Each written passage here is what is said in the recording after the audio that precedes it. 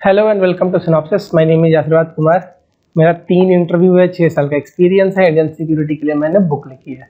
इन सब के अलावा जो आज हमारा थीम है वो ये है कि हम लोग यूपीएससी 2022 के प्रीलिम्स के पेपर को डिस्कस करेंगे।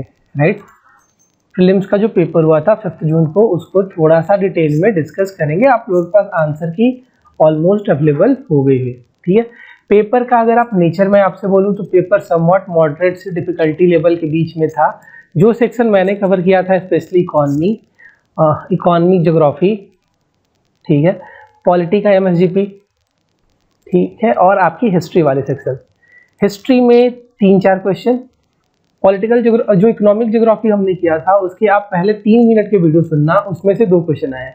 ठीक है, मतलब केवल पहले 2 से 3 मिनट के अंदर जो मैंने बताया था कौन कौन से क्रॉप्स इंपॉर्टेंट है, कौन कौन से क्रॉप्स के रिसेंट इनिशिएटिव्स वगैरह इंपॉर्टेंट है, उससे क्वेश्चन आए थे। राइट, फिर आपका जो इकोनॉमी था, इकोनॉमी में मैंने जो आपके साथ एमएसजीपी सीरीज में डिस्कस की थी, फिर पीटी 360 भी डिस्कस की थी, उसमें से भी बहुत सारे क्वेश्चन आए थे। तो पॉलिटी और इकोनॉमी वाज मोर और लेस मतलब इजी टू मॉडरेट वाले थे। अगर आपने ढंग से पढ़ा होगा, अगर आपको कॉन्सेप्ट वगैरह क्लियर थे, तो आपको बहुत ज़्यादा दिक्कत नहीं हुई होगी इन दोनों डोमेन में, इकोनॉमिक्स में और आपकी पॉलिटी में। आईआर के लिए क्वेश्चन थोड़े से टफ में नहीं बोलूँगा, अनकन्वेंशनल जरूर थे। जैसे उस डिटेल में उतने नंबर ऑफ क्वेश्चन को नहीं पूछा जाता था। इन सब के अलावा जो हिस्ट्री में आपको सबसे ज़्यादा टेंशन मिली, वो मिली आपको इसलिए क्योंकि वहाँ पे जो ऑप्शन दिखा only 1 is correct, only 2 is correct, only 3 is correct करके जो ऑल 4 करेक्ट करके जो आया था, उसमें इलिमिनेशन की जो स्ट्रैटेजी हम लोग आपको बताते पढ़ाते रहते हैं वो थोड़ी सी हिल गई थी। थोड़ी सी मैं इसलिए कह रहा हूँ क्योंकि वहाँ पे भी आपके पास थोड़ा बहुत स्कोप था चीज़ों को करने का, अगर आपने पेपर के नेचर को देखा होगा ढंग से। यहाँ से हमारी जो लर्निंग है वो मैं आपको बता दूँ, सर्टेन लर्निंग बहुत इंपॉर्टेंट है। आप सबसे पहली बात तो ये समझ लो कि अगर आप पीवाईक्यू नहीं कर रहे हो तो आप पढ़ाई छोड़ दो। ठीक है, फिर आप पीटी का एग्जाम देने जाओ ही मत, इररिस्पेक्टिव ऑफ द फैक्ट आपने विजन के, वाजीराम के और भी जितने इंस्टीट्यूट है उन सबके अगर आपने मॉक पेपर सॉल्व कर रखा है और आपने प्रीवियस ईयर क्वेश्चन नहीं देखा, प्रीवियस ईयर क्वेश्चन का एनालिसिस आपने नहीं किया, तो आपकी पढ़ाई इज एज गुड एज कि आपको कुछ नहीं आता। ठीक है, तो प्रीवियस ईयर क्वेश्चन ये थोड़ा सा हार्ड हो जाता है, बट ये फैक्ट है। और जो लोग 2-4 साल से तैयारी कर रहे हैं, जो लोग 2 से 3 बार मेंस लिख चुके हैं, उनसे पूछना। मेरा मार्क्स 120 के आसपास था। ठीक है, तो मतलब प्रीलिम्स में 120 के आसपास था। तो मैं आपको अपने एक्सपीरियंस से बता सकता हूँ कि आप 100 मॉक टेस्ट के पेपर के अलावा अगर आप केवल और केवल पीवाईक्यू के थीम्स वगैरह पे ध्यान दोगे तो आपकी जिंदगी प्रीलिम्स में बहुत आसान हो जाएगी। कट ऑफ विल भी अराउंड 85 से थोड़ा सा कम हो सकता है, 90 के आसपास हो सकता है। 5 नंबर का एज इसलिए लेके चला जा रहा है क्योंकि बहुत सारे ऑप्शंस को डाउट में, मतलब बहुत सारे ऑप्शन जो है आपके प्रीलिम्स में वो डाउट में है। रीजन ये है कि हो सकता है ये सारे जो क्वेश्चन बच रहे हैं उसमें इंटरप्रिटेशन पे मामला फंसता है। हो सकता है कि हम ए इंटरप्रेट करें, यूपीएससी का ऑफिशियल आंसर को उसमें बी रखें, तो there can be hardly 2 to 3 question. तो वहां पे ये बात आप मान सकते हो कि cut off will be somewhat around 85 से कम हो सकता है, बट 90 के ऊपर तो किसी हाल में नहीं जाएगा। ठीक है, तो ये आप मान के चलो। एक और जो साइलेंट किलर फैक्टर था वो आपका सीसैट का फैक्टर था। सीसैट के जिन लोगों ने मार्क्स नहीं मिला है वो देख लेना। जो रीडिंग कॉम्प्रिहेंशन था वो तो आसान था, ठीक है, बट मैथ्स वगैरह थोड़ा सा अपना सीसैट का मार्क्स देख लेना, क्योंकि देयर आर कंप्लेन कि 90-95 वाले भी सीसैट में अटके हुए हैं। ठीक है, तो ठीक है, अब तो हो गया जो हो गया। अब आगे मेंस की प्रिपरेशन आप लोग ध्यान से करो। जिनका जो बॉर्डर लाइन पे है वो भी, जो जिनका बहुत कम मार्क्स आ रहे हैं ना, जैसे फॉर एग्जांपल अगर आपके नंबर 60 और 70 आ रहे हैं, 75 के आसपास आ रहे हैं और आप जनरल कैंडिडेट हो, तो आप मतलब फिर आप देखो कि आपसे गलती कहाँ हुई। बट अगर आप 80-85 ला रहे हो और आप जनरल कैंडिडेट हो, ठीक है, तो मैं आपको ये एडवाइस करूंगा, स्टार्ट प्रिपेयरिंग फॉर मेंस। 1-2 दिन का ब्रेक हो गया, काफी टाइम है, अब टाइम है मेंस के लिए। ठीक है, तो मेंस के लिए बहुत जी जान से मेहनत करो। अब हम लोग अपना सारा क्वेश्चन डिस्कस करेंगे। ठीक है, सो लेट्स गेट स्टार्टेड। पहला क्वेश्चन जो आपसे पूछा गया है वो पूछा गया है, आपको बताना है। ये 4 ऑर्गेनाइजेशन दे रखे हैं। जब इकोनॉमिक्स से अपन बातें पढ़ाते हैं तो मैं आपसे देखो कई बार बोला हूँ कि WTO, IMF, UNCTAD, ADB और AIIB, इन 4-5 ऑर्गेनाइजेशन को बहुत डिटेल से देखना। They will always ask a question on this topic. उन्होंने IMF पे पूछा।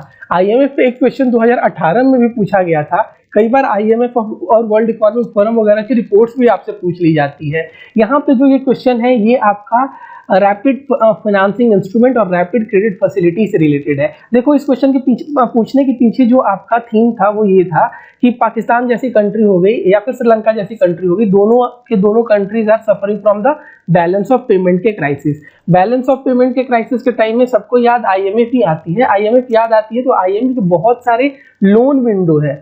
लोन विंडो अगर ज्यादा हाई फाई अंग्रेजी में बात की जाए तो क्रेडिट विंडो कहते हैं उसको, क्रेडिट विंडो कहते हैं। मतलब बहुत सारे विंडोज हैं जिनके द्वारा, बहुत सारी फैसिलिटी हैं जिनके द्वारा IMF क्रेडिट प्रोवाइड करती है। तो ये रैपिड फाइनेंसिंग इंस्ट्रूमेंट और ये रैपिड क्रेडिट फैसिलिटी, ये दोनों किससे रिलेटेड है? IMF से रिलेटेड है। सिंपल सा क्वेश्चन था, सिंपल सा आंसर था, बहुत ज्यादा ऊपर नीचे इसमें नहीं करना था। तो 1 का answer B. Coming to the question number 2 जो आपका कह रहा है कि आपको बताना है नीर के बारे में और रीढ़ के बारे में। ठीक है, आप एक बार बस ये दूसरा पढ़ लो। देखो मैंने नीर और नीर आपको दोनों बताई थी जब अपन PT 360 भी कर रहे थे तब भी, और इकोनॉमिक्स की जब स्टैटिक कर रहे थे ना कॉन्सेप्ट, वहां पे भी हम लोगों ने ये सारी चीजें पढ़ी थी, नीर और नीर का कॉन्सेप्ट। जब एक्सचेंज रेट आपको पढ़ाई जाती है तो एक बात बताई जाती है कि एक्सचेंज रेट में आपको एक नीर बताया जाता है, इफेक्टिव एक्सचेंज रेट के आगे नॉमिनल वर्ड और एक जगह रियल वर्ड। ये जो नीर होती है ये आपका नॉमिनल होता है। और जब मैं आपको इकोनॉमिक्स पढ़ाता था तो मैंने आपको बचपन में, मतलब बचपन में तो नहीं, मैंने आपको एक बात बताई थी कि जब भी नॉमिनल है तो नॉमिनल का मतलब होता है कि ये इन्फ्लेशन एडजस्ट नहीं किया गया है, बट रियल का मतलब है इट इज इन्फ्लेशन एडजस्टेड। मतलब नीर और रीर में जो अंतर है that is only of inflation. तो नीर और रियल का अगर आप देखोगे तो इसमें इन्फ्लेशन का एंगल आएगा कि नहीं आएगा। थर्ड वाला स्टेटमेंट अगर पढ़ो कि अगर डोमेस्टिक इन्फ्लेशन बढ़ रहा है बाकी कंट्री की अपेक्षा तो आपके नीर और रीर में जो है वो क्या आएगा? डाइवर्जेंस आएगा। तो ऑब्वियस सा बात है थर्ड वाला स्टेटमेंट बिल्कुल सही था। सेकंड वाला स्टेटमेंट अगर आप पढ़ लो ना कि अगर रीर बढ़ रहा है तो ये इंप्रूव करेगा आपकी ट्रेड कॉम्पिटिटिवनेस। ऐसा नहीं है, जब आपका पैसा स्ट्रांग होगा ना, जब आपका पैसा स्ट्रांग हो जाएगा बेटा तो आपका जो एक्सपोर्ट है वो थोड़ा सा वीक हो जाता है। हमने ये सारी बातें डिस्कस की है। ठीक है, करेंसी मैनिपुलेशन वगैरह जब हमने पढ़ी थी या फिर एक्सचेंज रेट जब हमने पढ़ा था, जब अपन ये देख रहे थे कि एप्रिसिएशन देख रहे थे, डेप्रिसिएशन देख रहे थे, तो ये सारी बातें मैंने आपको बताई थी वहां पे। तो आपको बस दूसरा वाला ऑप्शन देखना था कि ये गलत कैसे है। तो आपका आंसर इसमें सी होगा। सिंपल सा क्वेश्चन है, सिंपल सा आंसर है। ठीक है, now coming to question number 3। ये पेपर का one of the easiest question था जिसमें आपको ये बताना था। RBI का पहला स्टेटमेंट ये कह रहा है कि अगर इन्फ्लेशन हाई है, हाई इन्फ्लेशन, देखो एग्जाम में भी क्वेश्चन ऐसे ही करते हैं। ठीक है, तो इन्फ्लेशन अगर हाई है तो आपको ये बताना है कि RBI जो है वो बॉन्ड्स बाई करेगी। बॉन्ड्स बाई करने का क्या मतलब है? बाई करने का ये मतलब है कि वो खरीदेगी ना। जब खरीदेगी तो जब RBI बॉन्ड खरीदेगी तो क्या करेगी? लोगों को पैसा देगी ना, पैसा देगी तो क्या हो जाएगा? Liquidity will increase. तो अगर लिक्विडिटी इंक्रीज करेगा तो इन्फ्लेशन आपसे कंट्रोल होगा? जिंदगी में कभी नहीं होगा। तो पहला स्टेटमेंट गलत है, तो ये गलत, B is the correct answer. आगे चलते हैं, और कुछ आगे देखने का जरूरत ही नहीं है। RBI विल सेल डॉलर, ये सारी बातें हमने डिस्कस की एक्सटर्नल सेक्टर वगैरह में। ठीक है, कैपिटल मार्केट जब मैं बढ़ा रहा था तो मैंने आपको ये सारी चीजें बताई थी कि कैसे वो क्या बोलते हैं ADR GDR, जब मैंने आपको बताया था तो ये सारी चीजें बताई थी। और ये मतलब बेसिक क्वेश्चन है, इसमें पहले वाला स्टेटमेंट बहुत आसान था, तो ये आपका थोड़ा सा सिंपल क्वेश्चन है। इकोनॉमिक्स वाज मोर और लेस, अगर जिसने ढंग से देखा होगा 2-3 बार वीडियोस को, या फिर जिनके इकोनॉमिक्स से बेसिक कॉन्सेप्ट वगैरह ठीक हो गए तो उनके लिए ये पेपर थोड़ा सा आसान था। Now coming to G20 common framework की अगर बात करोगे तो ये बेटा जो तुम्हारा है ये जनवरी का करंट अफेयर था। अगर आप न्यूज़पेपर वगैरह पढ़ते हो या फिर कहीं से भी चीज़ों को समराइज करते हो एक जगह, न्यूज़पेपर पढ़ लो। मैं ये बात हमेशा बोलता हूँ, न्यूज़पेपर ना, अगर तुम फ्रेशर हो, फ्रेशर का मतलब अगर तुम्हारी तैयारी खराब है, ठीक है, तो तुमको न्यूज़पेपर तो डेफिनेटली पढ़ना चाहिए। ठीक है, या फिर अगर आप 2-3 बार PT में फेल हुए हो तो इसको आदत डालो। ठीक है, न्यूज़पेपर आदत डालो, newspaper should be your habit. 30-35 minute आप न्यूज़पेपर पढ़ सकते हो, वैसा कुछ चुल नहीं मचा है आपकी जिंदगी में कि 35 मिनट निकाल नहीं सकते। ठीक है, तो 35 मिनट न्यूज़पेपर के लिए बहुत जरूरी है। एक न्यूज़पेपर पढ़ लो, द हिंदू अगर समझ में आती है तो वेल एंड गुड, बाकी इंडियन एक्सप्रेस तो पढ़ ही सकते हो। द हिंदू के भी बहुत सारे एनालिसिस है, हमारे खुद के एनालिसिस है, उनको देख सकते हो। तो न्यूज़पेपर आप 30-35 मिनट दे सकते हो। इससे 2 फायदा होगा। एक फायदा आपको हो सकता है कि एक तो रिसेंट जो डेवलपमेंट होते हैं वो याद रहेगा। जैसे ये G20 कॉमन फ्रेमवर्क था, उसमें ये हुआ था कि बहुत सारी जो कंट्रीज थी कोविड-19 के बाद इनके फाइनेंस हिल गए थे। मतलब इनकी जो इकोनॉमिक कंडीशन थी ये अच्छी थी नहीं। तो जब इनकी इकोनॉमिक कंडीशन अच्छी नहीं थी बेटा, तो क्या किया गया? बहुत बार आपको IMF के इनिशिएटिव सुनाई दिए होंगे, फिर आपको पेरिस क्लब का ये इनिशिएटिव दिखता है G20 के साथ मिलकर कॉमन फ्रेमवर्क का, जिसमें ये कोशिश की गई कि अपन जो लो इनकम कंट्रीज हैं उनके जो डेप्ट आज के टाइम में अनसस्टेनेबल हो गए हैं, GDP के मतलब कहीं कहीं तो 100% के पार भी चले गए हैं, ठीक है, तो उन सारी चीजों को मैनेज करने की बातें हो रही थी, ये उस टाइम न्यूज में था। इसका सही आंसर होगा सी। वापस से आते हैं न्यूज़पेपर वाली बात पे। तो मैं ये समझा रहा था कि जब एक बार तुम न्यूज़पेपर आज पढ़ोगे, जैसे आज 1 तारीख है, आज तुमने पढ़ा कि पाकिस्तान की जो इकोनॉमिक सिचुएशन है वो ठीक नहीं है, 10 दिन बाद पढ़ोगे कि मोस्ट ऑफ द जो कंट्री है साउथ एशिया में उनकी स्थिति ठीक नहीं है, तीसरे दिन तुम पढ़ोगे G20 ने इसके लिए कुछ स्टेटमेंट मतलब इशू किया है, फिर चौथे दिन तुम पढ़ लोगे IMF या G20 ने कुछ पैकेज वगैरह अनाउंस किया है, फिर 5वें दिन पढ़ लोगे कुछ अग्रीमेंट वगैरह साइन हुआ है। तो ये जब डेवलपमेंट आप ट्रैक करोगे तो आपके लिए थोड़ी सी चीजें याद करना आसान हो जाएंगी, ठीक है। तो 4 का आंसर पी होगा। 5th की अगर बात करोगे तो इन्फ्लेशन इंडेक्स बॉन्ड, अगर इसकी बात करो तो ये भी आसान क्वेश्चन था। इन्फ्लेशन इंडेक्स बॉन्ड, इसमें अपने को चौथा स्टेटमेंट केवल पढ़ना है। हमने बॉन्ड बहुत डिटेल में किया था, बॉन्ड किया था, ग्रीन बॉन्ड किया था, ठीक है, पांडा बॉन्ड किया था, इन्फ्लेशन इंडेक्स बॉन्ड किया था। मतलब मैंने बताया था, वो वाली कॉन्सेप्ट बताई थी ना कि जब महंगाई बढ़ती है, जब इन्फ्लेशन बढ़ती है तो किसको फायदा होता है, किसको घाटा होता है। लोन देने वाला घाटा में चला जाता है, लोन लेने वाला फायदे में चला जाता है। तो तीसरा वाला स्टेटमेंट जो आपको दिखाया गया था वो ये कह रहा है कि जो इंटरेस्ट पे किया जाता है और जो इंटरेस्ट पे किया जाता है और जो कैपिटल पे गेन होता है उसमें टैक्स नहीं लगता, ये गड़बड़ बात है। 3rd वाली स्टेटमेंट गलत थी, बाकी 1 और 2 स्टेटमेंट आपका बिल्कुल सही था। तो इसका सही आंसर क्या होना चाहिए? इसका सही आंसर होना चाहिए A. Now coming to question number 6, जिसमें आपको ये कह रहा है कि फॉरेन जो गवर्नड मतलब जो फॉरेन ओन्ड ई-कॉमर्स फर्म्स है आपके फ्लिपकार्ट वगैरह, ठीक है, तो आपको ये बताना है कि इसके बारे में कौन सा स्टेटमेंट सही है, पहला और दूसरा स्टेटमेंट। देखो इसमें थोड़ा सा डाइवर्जन देखने को मिल सकता, हो सकता है कहीं कहीं पे बोथ 1 और 2 लिखा है, बट जहां तक मेरी लेवल ऑफ नॉलेज है मैं ये कह पा रहा हूँ, मतलब जो मैंने पढ़ा था नोटिफिकेशन वगैरह जब तक मेरी प्रिपरेशन थी तब तक तो यहाँ पे ये बात था कि जो अमेजन वगैरह है या जो फ्लिपकार्ट वगैरह है वो खुद के गुड्स तो अपने पे नहीं बेच सकते, ठीक है। मार्केट प्लेस वगैरह का कॉन्सेप्ट आया था 2-3 साल पहले का, ये डेवलपमेंट है।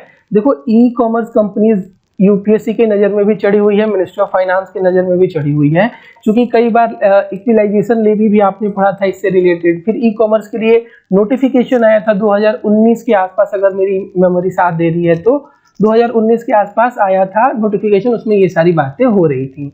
और ये दूसरा स्टेटमेंट है, degree to which they can own big seller on their platform is limited. ये स्टेटमेंट बिल्कुल सही है, क्योंकि मेरी एक बात सुनो, इंडिया में जो बहुत सारे सेलर्स हैं, जो बहुत ज़्यादा बिजनेस एंटरप्राइजेस को एंजॉय करते हैं, वो हमारे या तो मीडियम स्मॉल इंटरप्राइजेज हैं। तो इनके लिए स्पेस बनाना गवर्नमेंट का काम है, मतलब गवर्नमेंट इनको प्रमोट करती है। कई बार तुम देखोगे एमएसएमई सेक्टर के लिए गवर्नमेंट ने बहुत सारे प्रोविजन रखे हैं, तो गवर्नमेंट इन बड़े कंपनी को बोलती है, मतलब ये जो ई प्लेटफॉर्म है उनको बोलती है कि आप एक सर्टेन परसेंटेज तक ही 20% के आसपास ये है कि 20% ही आप किसको अलाउ करोगे, बिग सेलर्स वगैरह को अलाउ करोगे। बिग सेलर्स वगैरह के डेफिनेशन बाद में देखेंगे, नॉट दैट इंपॉर्टेंट। तो 6 का आंसर होगा बी।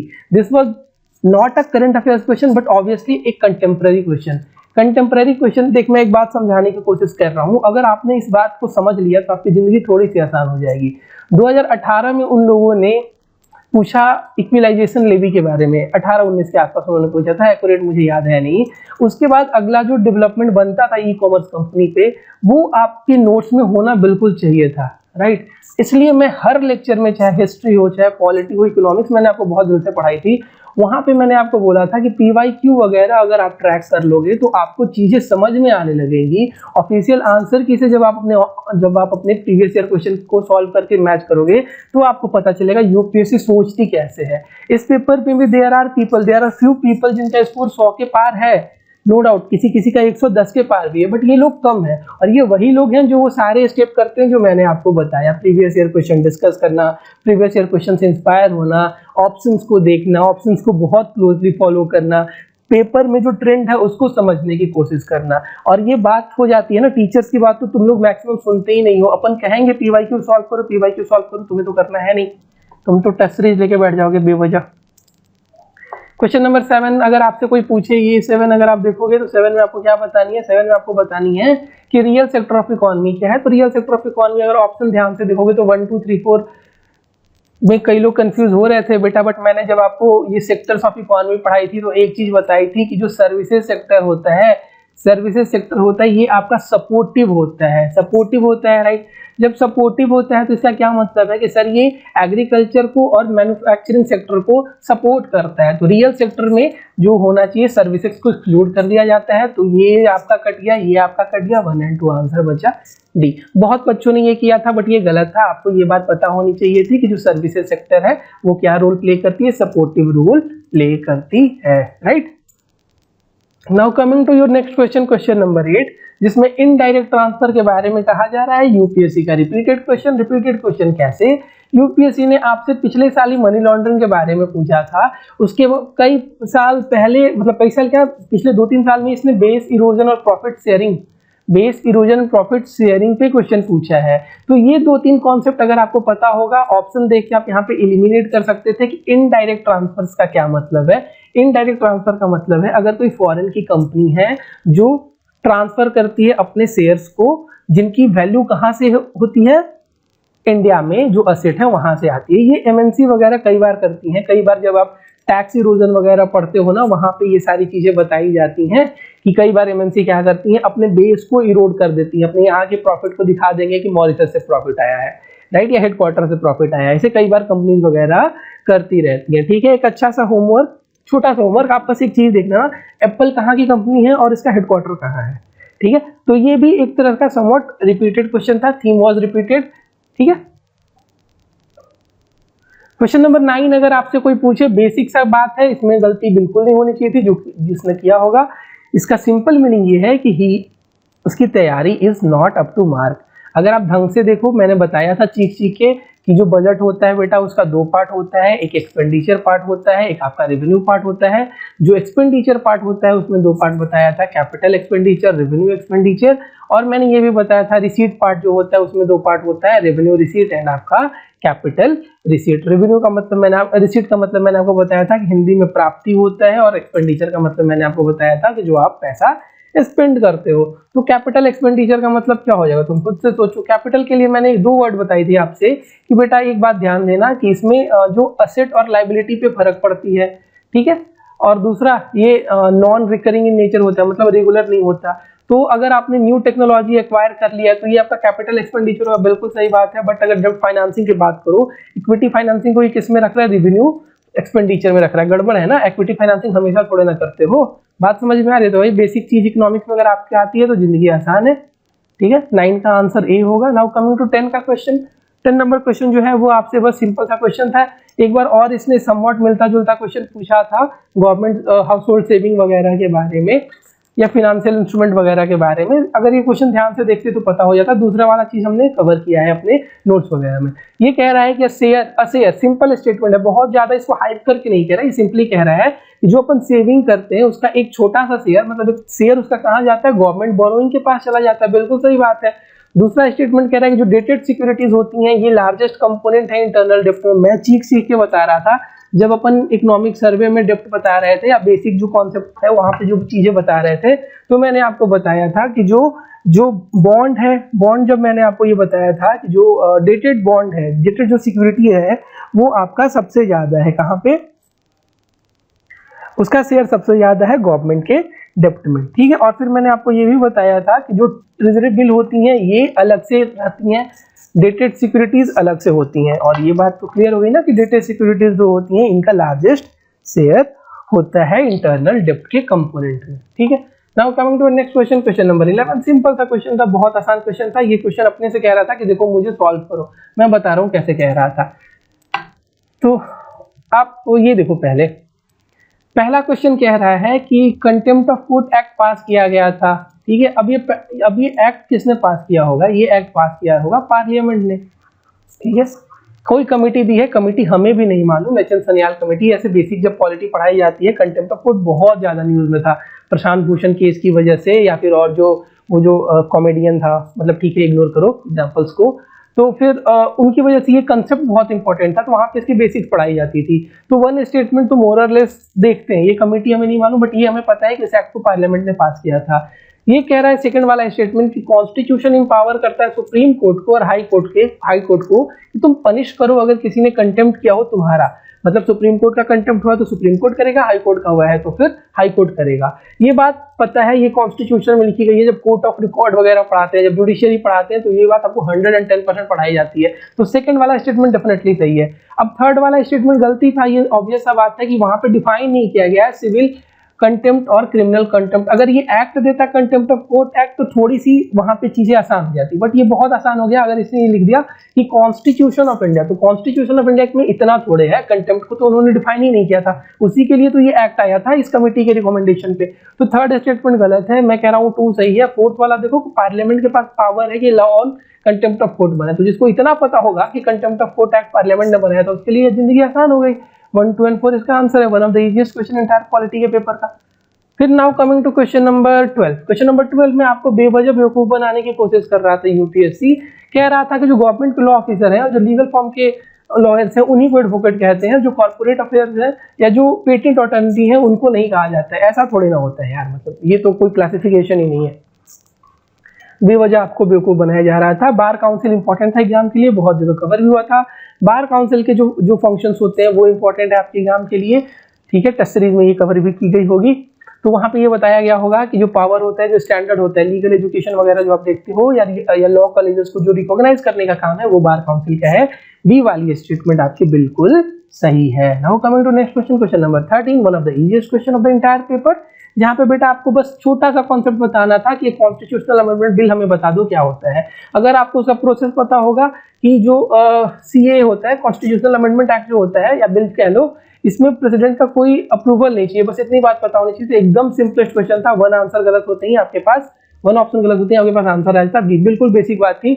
और मैं जब पॉलिटी पढ़ा रहा था तो 1-2 चीजें बताई थी कि कॉन्स्टिट्यूशनल अमेंडमेंट बिल देख लेना ध्यान से, मनी बिल देख लेना क्या होता है, बजट के प्रोविजन को हमने, अगर किसी ने क्लास किया होगा या अगर वो यूट्यूब पे वीडियो वगैरह अवेलेबल होगा तो तुम देखना, वहाँ पे बहुत डिटेल में ये सारी चीजें बताई गई थी। और ये बहुत एक्सपेक्टेड था बिल वगैरह, तो हर साल यूपीएससी पूछती है आपसे, ठीक है। एक थोड़ी सी जो गड़बड़ हो गई है इन लोगों से, मतलब गड़बड़ तो नहीं, जो इन लोगों ने पैटर्न बदला है, इन लोगों ने क्या किया है, इस बार बिल्कुल क्वेश्चन नहीं पूछे हैं फंडामेंटल राइट से, डीपीएसपी से, फंडामेंटल ड्यूटी से और प्रीएम्बल से और शेड्यूल से, राइट। शेड्यूल से क्वेश्चन है, शेड्यूल से जो 5th शेड्यूल मैं कह रहा था ना, 5th शेड्यूल से एक क्वेश्चन डेफिनेटली इनके पास है।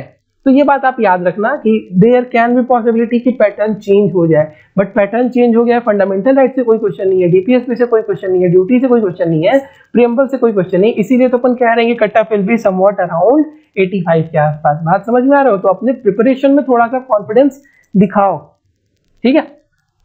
और जो सामने वाला टीचर बताता है ना, उसकी बात ध्यान से सुनो बेटा, ठीक है, बस यही कहूंगा। बाकी क्वेश्चन नंबर 14 अगर आप देखने की कोशिश करोगे तो ये भी आपको बेवकूफ बनाने की कोशिश हुई है, जहां पे आपसे कह रहा है कि जो कॉन्स्टिट्यूशन है 4 रैंक ऑफ मिनिस्टर्स बताता है। ये हमने कभी नहीं पढ़ी, हमने बस इतना पढ़ा है कि जो वर्ड कैबिनेट है ना सर, ये आपका नेशनल इमरजेंसी के टाइम में यूज होता है कि कैबिनेट की रिटर्न रिकमेंडेशन पे ही नेशनल इमरजेंसी लग सकती है। बाकी minister of state independent charge state और डिप्टी मिनिस्टर, इतना तो कॉन्स्टिट्यूशन में कभी नहीं पढ़ा हमने, ना कभी हमें पढ़ाया गया है। तो पहला वाला स्टेटमेंट इज गलत। सेकंड वाला स्टेटमेंट जो हमने आपको बताया था, जब मैंने आपको अमेंडमेंट्स बताई थी, जब मैंने आपको लिस्ट ऑफ अमेंडमेंट बताई थी और ये चीख के कहा था कि 90 से लेके 105 अमेंडमेंट जरूर से जरूर देख लेना, तो ये क्वेश्चन तुम कर लेते हो। वैसे ये बहुत ईजी भी था, न्यूज़पेपर वगैरह में भी, स्टैंडर्ड सोर्सेज वगैरह में भी ये कवर होगा, एंटी डिफेक्शन लॉ वगैरह में भी ये सारी बातें आपको बताई जाती हैं, ठीक है।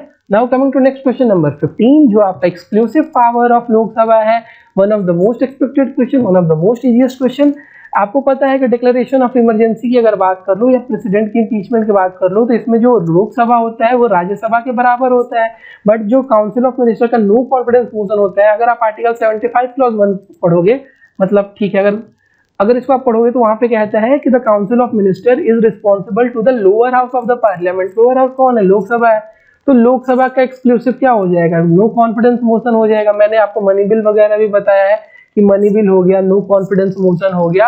अकाउंटेबिलिटी इंश्योर करने की बात जहां पे आती है, वहां पे लोकसभा का प्रेरोगेटिव रहता है। राज्यसभा जनरली आपकी राज्यसभा का जो स्पेशल पावर है वो एक तो है ऑल इंडिया सर्विस क्रिएट करने में, और दूसरा अगर स्टेट लिस्ट पे कोई लॉ बनाना हुआ तो now coming to next question number 16, बिल्कुल आसान है। एंटी डिफेक्शन एक्सपेक्टेड था टर्म शेड्यूल से इस बार क्वेश्चन पूछने के लिए। तो एंटी डिफेक्शन से जो ये क्वेश्चन पूछ रहा था उसमें ये कह रहा था कि जो नॉमिनेटेड मेंबर है वो कोई भी पॉलिटिकल पार्टी को ज्वाइन नहीं कर सकता विद इन 6 मंथ, ठीक है। Can't join any political party within 6 month of being appointed to the house. ये गलत इसलिए कि 6 मंथ का उसके पास टाइम पीरियड रहता है कि 6 महीने के अंदर अगर वो चाहे तो ज्वाइन कर सकता है, बाकी फिर वो ज्वाइन नहीं कर सकता। और ये सही बात है कि जो टाइम फ्रेम नहीं दिया गया है कि कितने दिन के अंदर आपको डिसीजन लेना है। तो इसको लेके बहुत बार कई पार्लियामेंट्री कमिटीज ने, कई बार जुडिशियल जो इंटरप्रिटेशन आई है इस शेड्यूल को लेके, इस एक्ट को लेके, उसमें ये बात कही गई है कि we need a definite time frame, definite time frame वगैरह की बातें होती हैं। और ये भी बात होती है, चलो थोड़ा सा मेन सा रहा है तो एक और बात बता दो, एंटी डिफेक्शन लॉ में ये भी बात होती है कि जो प्रिसाइडिंग ऑफिसर से पावर है उसको छीन के किसको दे दिया जाए, प्रेसिडेंट को दे दिया जाए on the recommendation of election commission of India, या गवर्नर को दे दिया जाए स्टेट के लिए।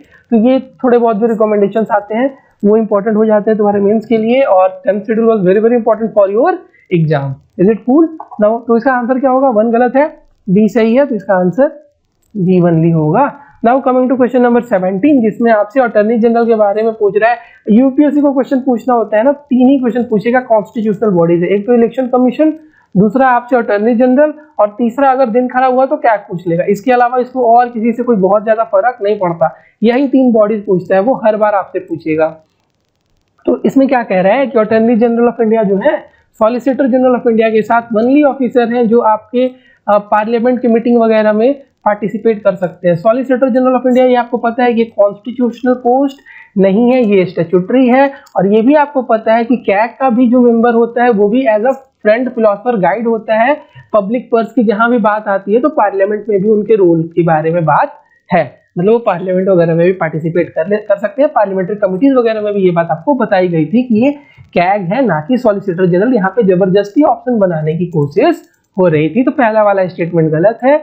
दूसरा वाला स्टेटमेंट की अगर बात करोगे तो ये कह रहा है कॉन्स्टिट्यूशन के हिसाब से जो एजी होता है वो रिजाइन कर सकता है अगर गवर्नमेंट रिजाइन करती है तो ये गलत बात है। ये जस्ट एक कन्वेंशन है। जनरली क्या किया जाता है, जनरली क्या होता है कि अगर गवर्नमेंट गिर जाती है या गवर्नमेंट रिजाइन करती है तो जो अटॉर्नी जनरल होते हैं वो क्या करते हैं, वो भी अपना रिजिग्नेशन दे सकते हैं। बट ऐसा सच कॉन्स्टिट्यूशन में कोई प्रोविजन नहीं है। कॉन्स्टिट्यूशन में जो प्रोविजन है वो तो बस इतना कहता है कि जो अटॉर्नी जनरल ऑफ इंडिया है he will hold the post till the pleasure of the president, मतलब जब तक महामहिम खुश तब तक उनकी पोस्ट बरकरार, ठीक है, बस इतनी बात कही जाती है कॉन्स्टिट्यूशन में। क्वेश्चन नंबर 18 देखो, mandamus, this was again a repeated question. अगर आपको याद होगा तो मैं पिछले साल क्वेश्चन नंबर 2021 का एक क्वेश्चन है पॉलिटी का, जिसमें एक ऑप्शन में आर्टिकल 32 दिया गया था। और मैं आपको कह रहा था हर बार, पिछले 1 महीने से मैं आपको एक ही चीज बार बार रट रहा हूँ कि प्रीवियस ईयर क्वेश्चन के 10 साल के पेपर कर जाओ विथ देयर ऑप्शन।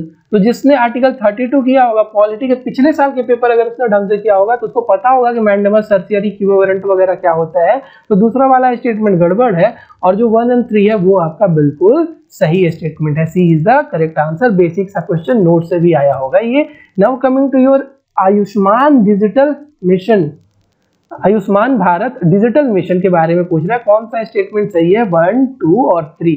इसमें जो सबसे सही स्टेटमेंट है वो ये है कि seamless portability across the country को ये प्रमोट करेगा। But there is possibility with the word of question कि इसके तीनों के तीनों स्टेटमेंट सही हैं। अब यहाँ पे लॉन्ग टर्म शॉर्ट टर्म नहीं बोल रहा है, ठीक है। जैसे ये बात तो है, it aim to achieve universal health coverage, every citizen of India should be part of it. अब ये स्टेटमेंट और ये वाली स्टेटमेंट थोड़ी सी डाइसी है, दैट डिपेंड्स कि यूपीएससी क्या सेलेक्ट करती है। बट हमारे हिसाब से इसका आंसर बी हो सकता है।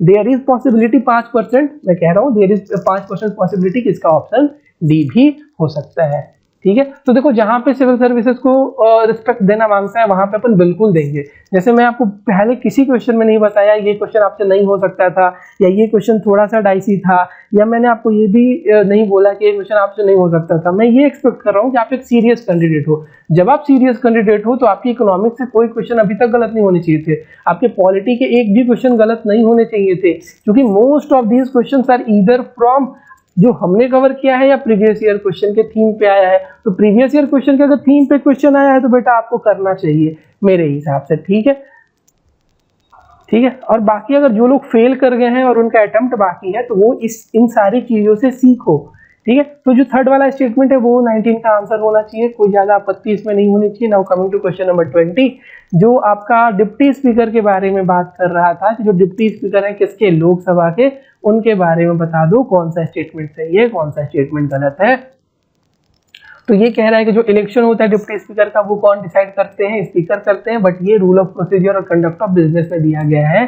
ठीक है, देखेंगे दूसरा स्टेटमेंट कह रहा है कि इलेक्शन जो होता है डिप्टी स्पीकर का वो either from principal opposition party और रूलिंग पार्टी होता है, मैंडेटरी प्रोविजन है, ऐसा नहीं है। मैंने आपको बताया था कि डिप्टी स्पीकर और स्पीकर जब पढ़ा रहा था तो मैंने बताया था कि जो डिप्टी स्पीकर होते हैं उनका जो इलेक्शन होता है ये 1960s के बाद एक पार्लियामेंट्री कन्वेंशन आ गई कि चलो जो डिप्टी स्पीकर होंगे जनरली इनको कहाँ से लाएंगे, ऑपोजिशन से लाएंगे। तो सेकंड वाली स्टेटमेंट आपकी गलत है। ठीक है, थर्ड वाली स्टेटमेंट सही है कि स्पीकर जो है कि डिप्टी स्पीकर जो है वो अगर स्पीकर के पावर वगैरह को फुलफिल कर रहे हैं या जब वो जो हाउस को प्रिसाइड कर रहे हैं तो वो एक इंडिपेंडेंट ऑफिस है, कोई सबऑर्डिनेशन नहीं है ये ऑफिस स्पीकर के अंदर, और अगर इन्होंने कोई डिसीजन दिया तो इससे कोई अपील वगैरह नहीं है। और ये सारी बातें तो क्लियर है। तो 1 और 3 इसका सही होना चाहिए। ठीक है, 1 और 3 इसका सही होना चाहिए। अगर किसी ऑप्शन में है तो अपन देखते हैं 1 और 3 है, हाँ, तो 1 और 3 इसका करेक्ट आंसर होगा। तो अपना ये आंसर हो गया ए। ठीक, now coming to question number 21। अब मेरी बात ध्यान से सुनो, जो हमारे पास इकोनॉमिक ज्योग्राफी का वीडियो था उसके 1.48 मिनट तक अगर किसी ने सुना होगा और उस बात को अगर आपने अमल किया होगा तो आपको समझ आया होगा कि एक्सपर्ट एडवाइस क्या होती है।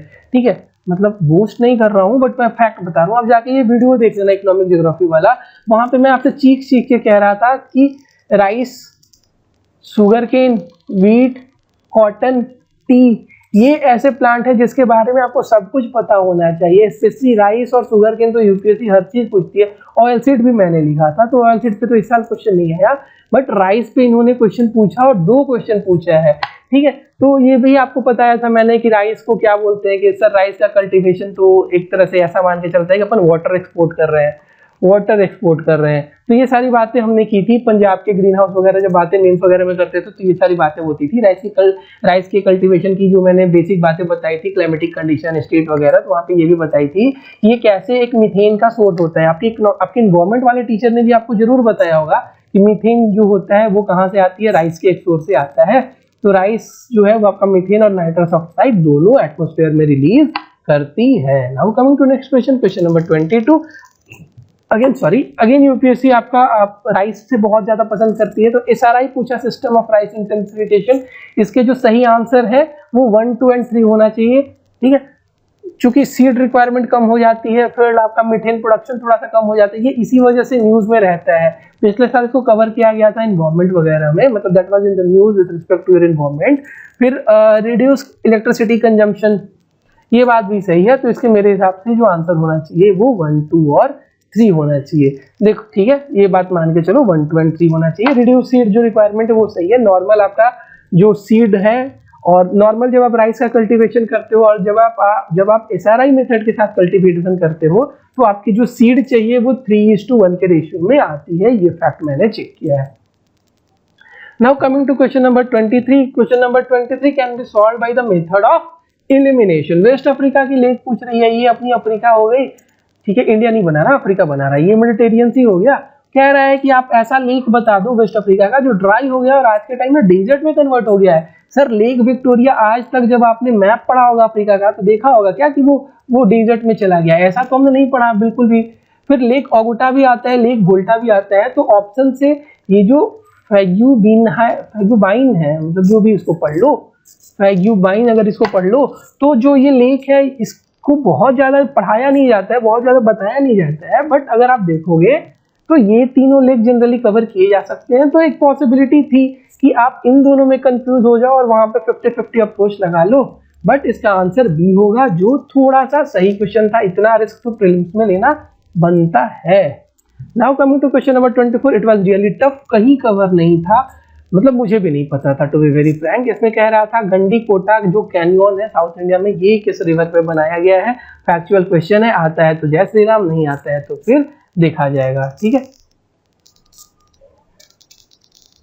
राइट। तो ये जो क्वेश्चन नंबर 24 है इसका आंसर क्या है, पिन्नार। साउथ इंडिया से ये कई बार क्वेश्चन वगैरह पूछ देते हैं कि आपको बता दो कि कौन सी रिवर पे क्या चीज है, बट इतने डिटेल में तो कोई नहीं पढ़ता, तो ये वन ऑफ दोज क्वेश्चन था जो आपको छोड़ के आना चाहिए था। क्योंकि देखो इस क्वेश्चन में आप बहुत ज्यादा अजम्पशंस नहीं कर सकते थे, एलिमिनेशन इसमें नहीं हो सकता था। रीजन क्योंकि ये एक्सट्रीमली फैक्चुअल क्वेश्चन है, अगर आता है तो आता है, नहीं आता है तो नहीं आता है ना। तो फैक्चुअल क्वेश्चन था, तो इसको थोड़ा सा रिस्पेक्ट दे देते तो आपका कुछ जाता तो नहीं वैसे। क्वेश्चन नंबर 25 बेसिक मैप का क्वेश्चन है, बहुत आसान क्वेश्चन था, आपको बस ये पता होना चाहिए था कि नंदा देवी जो है वो कुमाऊं हिमालय में है, ठीक है। और नामचा जो बरवा है वो गढ़वाल हिमालय में नहीं आता है, नॉर्के सिक्किम में कब से आने लगा बच्चों, ठीक है। तो जो इसका सही आंसर होगा वो बी होगा, राइट। नेक्स्ट जो क्वेश्चन है क्वेश्चन नंबर 26 है, जिसमें आपको एक टर्म दिया गया लीवेंट, ये पूछ रहा है ये किससे रिलेटेड था। तो ये मेडिटेरियन से रिलेटेड था, इतना तो पता था, बट अगर आप दोनों ऑप्शन ध्यान से देखोगे तो ये कह रहा है कि the entire coastal area of Mediterranean sea, उसको क्या यूज किया जाता है, लीवेंट टर्म यूज किया जाता है। तो अगर आपको मेडिटेरियन पता होगी तो ये मेडिटेरियन सी होती है, यहाँ पे अफ्रीका हो गया, यहाँ पे यूरोप हो गया, और यहाँ पे आपकी एशिया की भी कुछ कंट्रीज आती हैं। तो मुझे एक बात बताओ, entire coastal area of Mediterranean sea के लिए ये जो टर्म है ये उतनी सुटेबल तो नहीं लगती जितना ये ईस्टर्न मेडिटेरियन सोर्स के लिए लगता है। एक और बात है, ऐसे क्वेश्चन या तो आपको आते हैं या तो फिर आपको छोड़ देने चाहिए। अगर आपको बिल्कुल भी आइडिया नहीं है, अगर आपको इतना पता है कि ये जो लीवेंट टर्म है ये मेडिटेरियन सी के लिए यूज होता है, मतलब मेडिटेरियन सी से रिलेटेड है, तब तो फिर ठीक है, ठीक है, मेडिटेरियन सी से रिलेटेड तब तो ठीक है। बट अगर आपको कुछ नहीं आइडिया तो प्लीज ऐसे क्वेश्चन को छोड़ देना चाहिए, थोड़ा सा रिस्पेक्ट दे दोगे तो कुछ कम नहीं हो जाएगी वैल्यू। नेक्स्ट क्वेश्चन नंबर आपका है 27, अफगानिस्तान के मैप से क्वेश्चन था। अब इससे ज्यादा आसान क्या ही पूछे यूपीएससी। अगर आप ध्यान से देखोगे तो ये इंडिया, ये पाकिस्तान और यहाँ अफगानिस्तान। अफगानिस्तान पर बॉर्डर करने वाले अगर कंट्री देखोगे तो अजरबैजान और किर्गिस्तान तो नहीं करती, 1 और 2 काट दो, 1 भी काट दोती तो देखो तुम्हारा काम हो जाता। तो इसका सही आंसर ठीक है, सिंपल क्वेश्चन था, इसमें ऐसा कुछ भी नहीं था जो आपको नहीं आना चाहिए था। और अफगानिस्तान का मैप से क्वेश्चन आया है, इस बार IR से भी क्वेश्चन आया है, तो ये आपके लिए लर्निंग है कि आप कम से कम जो करंट में चीज़ें हैं IR वाले भी उसको भी थोड़ा सा ध्यान दो। मेरा ऑप्शनल PSIR है तो मुझे थोड़ी सी एज मिल जाती है IR वाले सेक्शन में, बट अगर आपका नॉन IR बैकग्राउंड है, अगर आपकी ऑप्शनल सोशोलॉजी साइकोलॉजी हिस्ट्री जैसी है, तो भी करंट अफेयर्स पे आपको थोड़ी सी वैल्यू एडिशन करनी चाहिए अपनी। मैप वगैरह तो बेसिक चीज़ है, ये आपको आना ही चाहिए। फिर ये 4 स्टेटमेंट दिया गया है, मोनाजाइट के बारे में कह रहा है कि मोनाजाइट जो है ये एक रेयर अर्थ है, एलिमेंट है, और फिर आपको ये बताना है कि फिर मोनाजाइट जो है वो थोरियम है, ये बात तो सही है, 2 वाली बात बिल्कुल सही है। थर्ड वाला स्टेटमेंट देखो तो इंटायर इंडिया के कोस्ट में ये सैंड मिलता है, ऐसा बिल्कुल नहीं है, साउथ इंडिया में कहीं कहीं मिलता है, केरला वगैरह के कोस्ट पे। 4 सही होना चाहिए, 2 गलत होना चाहिए, मतलब 2 और 4 सही होना चाहिए। 2 और 4 कहाँ पे, यहाँ पे, यहाँ पे। 1 वाला स्टेटमेंट क्या कह रहा है, 3 वाला स्टेटमेंट अगर आप काट दोगे तो आपके आंसर ऐसे ही आ गए यार, मतलब सिंपल क्वेश्चन था, वैसा कुछ नहीं था, ठीक है। Now coming to next question number 29 में जो आपको बताया गया है, आपसे ये पूछ रहा है, अब मतलब इससे आसान ज्योग्राफी में क्वेश्चन तो बनता ही नहीं कि समर सॉलिस्टिस बता दो, विंटर सॉलिस्टिस बता दो, इक्विनॉक्स बता दो, यही आपसे पूछ रहा है कि जो नॉर्दर्न हेमिस्फीयर है ये अपना इक्वेटर हो गया, ये जो नॉर्दर्न हेमिस्फीयर इसमें जो लॉन्गेस्ट डे होता है वो कहाँ होता है, तो ये ट्रॉपिक ऑफ कैंसर हो गया सर, ये ट्रॉपिक ऑफ कैप्रिकॉन हो गया। इसको दिल पे मत लेना, ये मत कहना सर ये तो आर्टिक सर्कल आपने बना दिया। ये ट्रॉपिक ऑफ कैंसर और ट्रॉपिक ऑफ कैप्रिकॉन के बीच में सन जो है इसका अपेरेंट मूवमेंट होता है, तो जो लॉन्गेस्ट डे होता है वो कब होता है, जून के बीच में, ठीक है। समर सॉलिस्टिस वगैरह अगर देखे होगे तो आसान क्वेश्चन था, क्लास 6 की एनसीईआरटी के पहले नहीं, चौथे 5वें चैप्टर में ये बातें आपको दी गई हैं। फिर नेक्स्ट जो क्वेश्चन नंबर 30 है, क्वेश्चन नंबर 30 में जो आपसे पूछा है, आपको ये बताना है कि जो ये वेटलैंड के बारे में बात हो रही है, 4 वेटलैंड दे रखा है और आपको बताना था कि इनमें से इनका लोकेशन सही कौन सा है। होरके वेटलैंड, रेणुका वेटलैंड, एक सेकेंड पेन यूज करने दो, Hokera wetland, Renuka wetland, Rudrasagar wetland, और चौथा था आपका सातमा कोटा लेक के बारे में आपसे पूछ रहा था, ठीक है।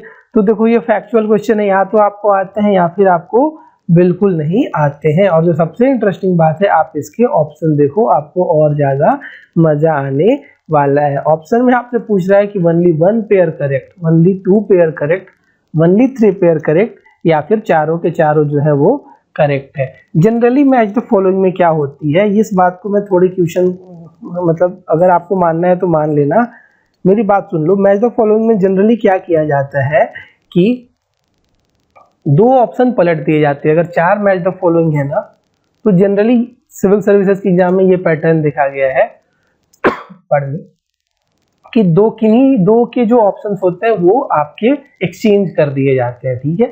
तो अगर इतना आपने का ऑब्जर्वेशन स्किल सही है तो ठीक है, बाकी it is highly risky also. ये सब जो तरीके हैं ना, ये थोड़े से रिस्की हैं और आप फिर आपका एक्सपीरियंस वहाँ पे मैटर करता है। और जहाँ तक रहा वेटलैंड के बाद, वेटलैंड तो इतना ज़्यादा न्यूज़ में था कि मैं बता नहीं सकता। यूपी में बहुत सारे वेटलैंड वगैरह करंट अफेयर्स में कवर किए गए होंगे आपके। तो सीधे क्वेश्चन के डिस्कशन पे चलो। तो होकेरा वेटलैंड के बारे में अगर आपको पता होना चाहिए, ये जम्मू एंड कश्मीर में है, ठीक है। रेणुका वेटलैंड की अगर बात करोगे तो ये हिमाचल प्रदेश में, ये तो बिल्कुल सही है। रुद्र सागर आपका जो है वो कहाँ है, त्रिपुरा में। और जो ये लास्ट वाला लेक है, इसका लोकेशन कहाँ है, ये आपका लोकेशन है केरला में, राइट। तो 2 ऑप्शन आपको सही लग रहे हैं, 2 और 3, तो ओनली 2 पेयर जो है वो आपके करेक्ट है। अगर आप एक स्मार्ट कैंडिडेट हो, अगर आप चाहते हो कि आपके सिविल सर्विसेज में मार्क्स अच्छे हैं, प्रीलिम्स में मार्क्स अच्छे हैं और आपको कट ऑफ के सहारे नहीं रहना पड़े, तो मैं आपको आज एक सलाह देता हूँ। क्वेश्चन नंबर 30 का सबसे पहले काम ये करना कि होकेरा वेटलैंड के बारे में, सेकंड वाले वेटलैंड के बारे में, रुद्रसागर वेटलैंड के बारे में और 4th वाले वेटलैंड के बारे में 5 पॉइंटर्स बना लेना। मेरे स्कोर 120 के आसपास प्रीलिम्स में रहते थे। रीजन क्या था, बस यही रीजन था सर कि मैं क्या करता था, पिछले 10 साल के पेपर के जितने ऑप्शन थे उन पे 5-5, 6-6 पॉइंट बना लेता था। तो ये आपको बहुत हेल्प करेगा बेटा, मतलब बहुत हेल्प करेगा, इर्रिस्पेक्टिव ऑफ द फैक्ट आपने कहाँ से पढ़ा है, कहाँ से कोचिंग ली है। अगर आपने ये काम किया है ना, तो आपका प्रीलिम्स में 100 पार मार्क्स हमेशा आएगा। और इस साल भी बच्चों ने लाए हैं, बहुतों का 80 to 90 है, ये मैं मानता हूँ। बट अगर आप एक कदम आगे बढ़ा के प्रिपरेशन नहीं करोगे तो वो चीजें फिर आपको एक्स्ट्रा एज नहीं मिलेंगी, ठीक है। आप ये नहीं बैठ के आज रो सकते कि सर मैंने गवर्नमेंट स्कीम पे 50 पेज पढ़ी थी, 500 पेज पढ़ी थी, एक भी क्वेश्चन नहीं है।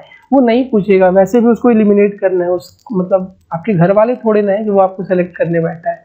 तो ये काम जरूर करना। क्वेश्चन नंबर 31 साइंस का क्वेश्चन था, कुछ बहुत ज्यादा वैसा था नहीं। आपको पूछ रहा है कि ओपन सोर्स डिजिटल प्लेटफॉर्म के बारे में बता दो कि OSD किसको कहते हैं। तो सिंपल सा क्वेश्चन था, चारों के चारों आंसर सही है। साइंस में जनरली 1 2 3 4 किया जाता है, तो इस वाली चीज में कोई ज्यादा दिक्कत नहीं होनी चाहिए थी। सेकंड जो क्वेश्चन है वो आपसे पूछ रहा है, नेक्स्ट जो क्वेश्चन है साइंस एंड टेक का, वो आपका वेब 3.0 के बारे में है। वेब 3.0 न्यूज में बहुत ज्यादा था। वेब 3.0 और मेटावर्स से क्वेश्चन 110% आना था। इन लोगों ने वेब 3.0 को चूज किया, मेटावर्स को इग्नोर कर दिया। हो सकता है मेटावर्स पे एक मेंस में क्वेश्चन बने, ठीक है। एक और जो तुम लोग रोना रो रहे हो ना कि रशिया यूक्रेन वॉर से इसने क्वेश्चन नहीं पूछा, रशिया यूक्रेन वॉर से वो आपसे मेंस में 20 नंबर का क्वेश्चन पूछेगा या 15 नंबर का क्वेश्चन पूछेगा। तो दिल को थाम के बैठो, जो चीजें इंपॉर्टेंट है यूपीएससी उसको मेंस में या फिर प्रीलिम्स में पूछ ही लेगी।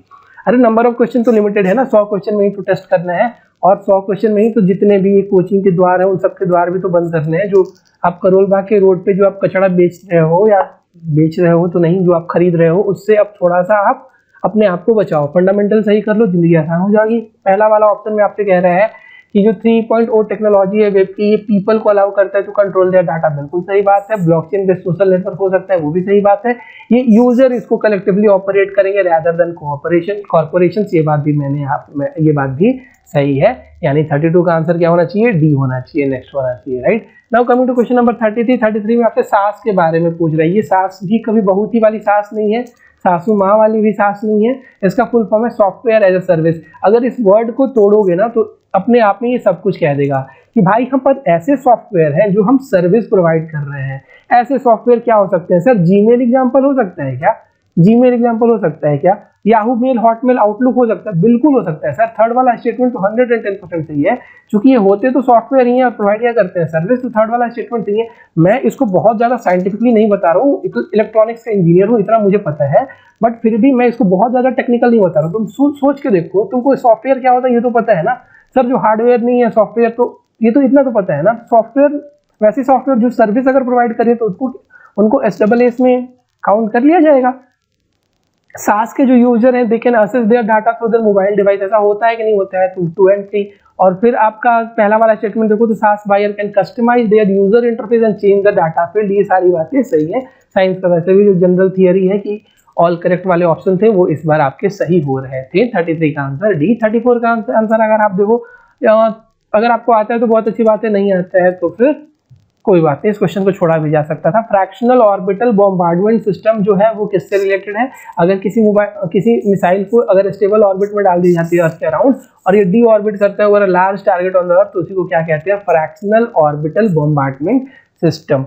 ये वाला ऑप्शन आपको कंफ्यूज करने के लिए दिया था। कई लोगों को लग रहा था कि space craft land on another planet after making several orbital missions, तो इसमें बॉम्बार्डमेंट कहाँ है? ये वर्ड मिस कर रही थी इस वाले एक्सप्लेनेशन में, ठीक है। तो इसका जो सही आंसर है सी, ठीक है। साइंस के कई बार आपके जो वर्ड्स होते हैं ना वही खुद बहुत चीज बता रहे हैं। जैसे ये आपसे कह रहा है कि fractional orbital bombardment system, bombardment मतलब ये किसी चीज, मतलब बॉम्बार्डमेंट मतलब नहीं लग रहा है कोई वैसे वेपन वगैरह से ये रिलेटेड है, तो स्पेसक्राफ्ट और ये दोनों चीजें तो एलिमिनेट कर सकते थे। अब यहाँ पे ए और सी के बीच में दिक्कत हो रही थी, तो ये counter the asteroid approaching the earth, इसके लिए हमने पढ़ा था नासा वासा के जो डार्ट वार्ट मिशन है वो हमने पढ़ा था। अब डार्ट में हमने इतना तो पढ़ा था ना कि सर, डार्ट में तो हमने ये तो पढ़ा था ना कि इसमें कुछ फ्रैक्शनल ऑर्बिटल बॉम्बार्डमेंट सिस्टम जैसी बात नहीं है, तो नहीं है, तो इसका सही आंसर क्या होता है? सी आंसर है, ठीक है। Now coming to question number 34 अपन ने डिस्कस कर लिया। Now coming to question number 35, ये तो डिस्कस हो गया ना।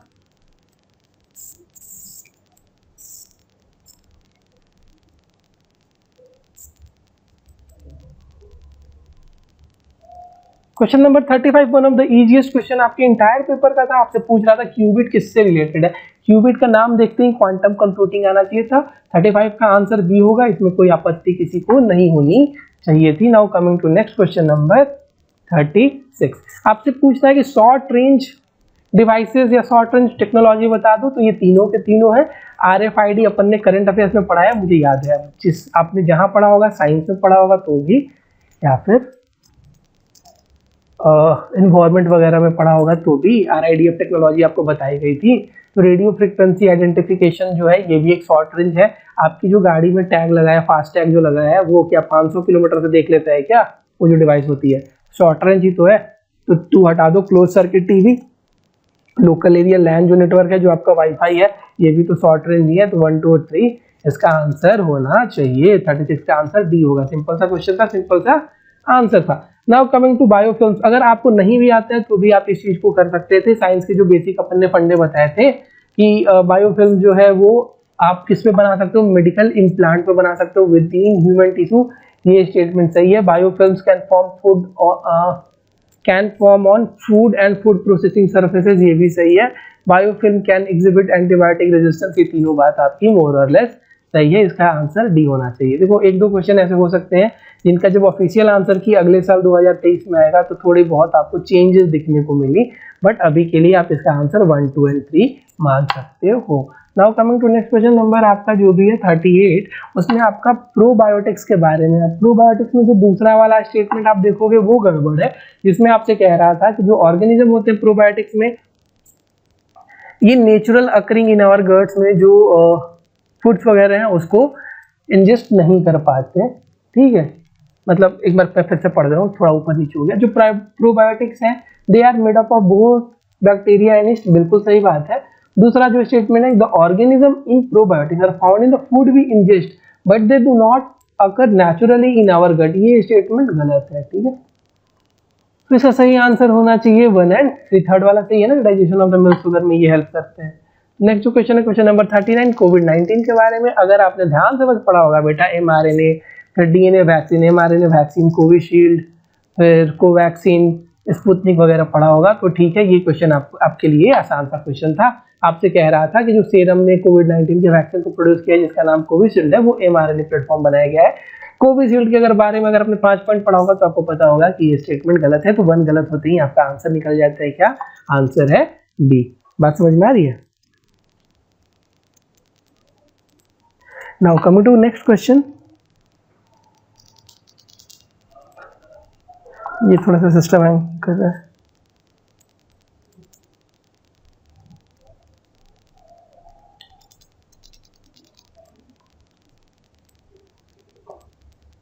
नेक्स्ट जो क्वेश्चन है क्वेश्चन नंबर 40, आसान सा क्वेश्चन था, मैं इसको पर्सनली मानता हूँ। अगर ध्यान से अगर आप ऑप्शन देखो, सोलर स्टॉर्म के बारे में हमने बात किया था, ये भी बात किया था कि ये जो है ये जनरली सैटेलाइट वगैरह का बैंड बजा देता है, ठीक है। तो सैटेलाइट वाले ऑप्शन देखो, जीपीएस और नेविगेशन को यही डिस्टर्ब कर सकता है, बिल्कुल सही बात है, ये हमने बताया भी था, ये होता भी है। पावर ग्रिड भी शायद डैमेज हो सकती है, ये भी चलो सही है। सेकंड वाला स्टेटमेंट कह रहा है tsunami could occur at equatorial region, मतलब सोलर प्लेयर से सोलर स्टॉर्म के चलते इक्वेटोरियल रीजन पे सुनामी आ जाएगी। अब इक्वेटोरियल रीजन पे सोलर प्लेयर का क्या रिलेशन हो सकता है कि जब सोलर स्टॉर्म हो तो जो ट्रॉपिक ऑफ कैंसर के पास अपरेंट मूवमेंट हो सन का, बात समझ में आ रही है? तो ये तो बोगस स्टेटमेंट है। पहली बात, सुनामी के पहले क्लास में आपको बताया जाता है कि जो अंडर वाटर अर्थक्वेक्स आती हैं वो रिस्पॉन्सिबल होती हैं फॉर सुनामी। तो सेकंड वाला स्टेटमेंट अगर आपका गलत है तो आप ये ऑप्शन देखो तो एक बार आ गया, सेकंड वाला ऑप्शन अगर आपका गलत है तो आपका आंसर आ गया सी। पेपर में एलिमिनेशन मेथड ने काम किया है, जो ओरिएंटेशन से या जो आपको कहीं कहीं पे सुनने को मिल रही हैं चीजें कि बिल्कुल काम नहीं किया, वो गलत बात है। तो अगर आपकी जो बेसिक नॉलेज है तो चीजें आसान हो जाएंगी, तो इसका आंसर होना चाहिए सी। ठीक है, आसान सा क्वेश्चन था बेटा, वैसा कुछ नहीं था। फिर नेक्स्ट क्वेश्चन अगर आप देखो तो क्लाइमेट एक्शन ट्रैकर, ऐसे क्वेश्चन होते हैं ना जो वन लाइनर होते हैं, या तो आपको आता है या फिर नहीं आता है। तो क्लाइमेट एक्शन ट्रैकर कैट जो था वो किससे रिलेटेड है? आईपीसीसी से रिलेटेड है, यूएनएफसीसी से रिलेटेड है, या फिर यूएनईपी और वर्ल्ड बैंक से रिलेटेड है? तो इसका सही आंसर है it is a database that has been created by the coalition of research organisation. ठीक है, देखो ऐसे चीजों को याद करने का ये तरीका है ना कि अगर कोई क्लाइमेट रिलेटेड ग्रुप आता है तो आप बस उसमें इतना याद रख लो कि ये किसका किसका नहीं है। तो मैं ऐसे याद रखता था जब मैं पढ़ता था, तो मैं याद रखता था कि ये जो ऑर्गेनाइजेशन ये किसी मेजर ग्रुप से नहीं है। मेजर ग्रुप में सब कुछ आ जाता था, जैसे G20 का सर ये नहीं है, ये IMF का नहीं है, ये वर्ल्ड बैंक का नहीं है, ये यूएन का नहीं है, ये यूएनएफसीसी का नहीं है, ये आईपीसी का नहीं है, इन मेजर ऑर्गेनाइजेशन का नहीं था। और एक और काम कर लेना, जिसको अगले साल प्रीलिम्स देना है उनके लिए मैं एक चीज बता दे रहा हूँ, कुछ ऑर्गेनाइजेशन है जो यूपीएससी हर बार पूछेगी आपसे। आईपीसीसी इन्वायरमेंट में बता रहा हूँ, यूनाइटेड नेशन के जितने यूएनएफसीसी के जो कॉन्फ्रेंसेस या सीओपी जो होते हैं वो बहुत पसंद है उनको।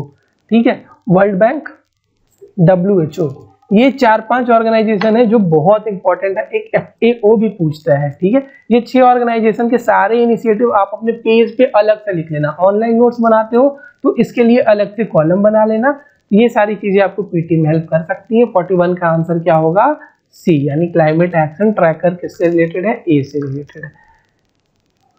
Now coming to question number 42, जो आपसे कह रहा है कि जो क्लाइमेट ग्रुप है वो एक इंटरनेशनल एनपीओ है।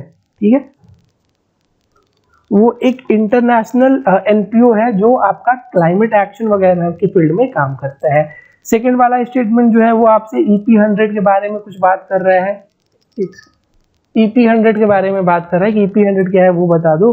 तो EP100 अगर आप देखोगे तो ये बस मैं इतना जानता हूँ कि ये ना international non profit climate group वगैरह से रिलेटेड है। ये IEA का कुछ इसमें लेना देना नहीं है। सेकंड वाला स्टेटमेंट इज गलत। तो सेकंड वाला स्टेटमेंट गलत होते ही अगर ये आप आंसर देखोगे,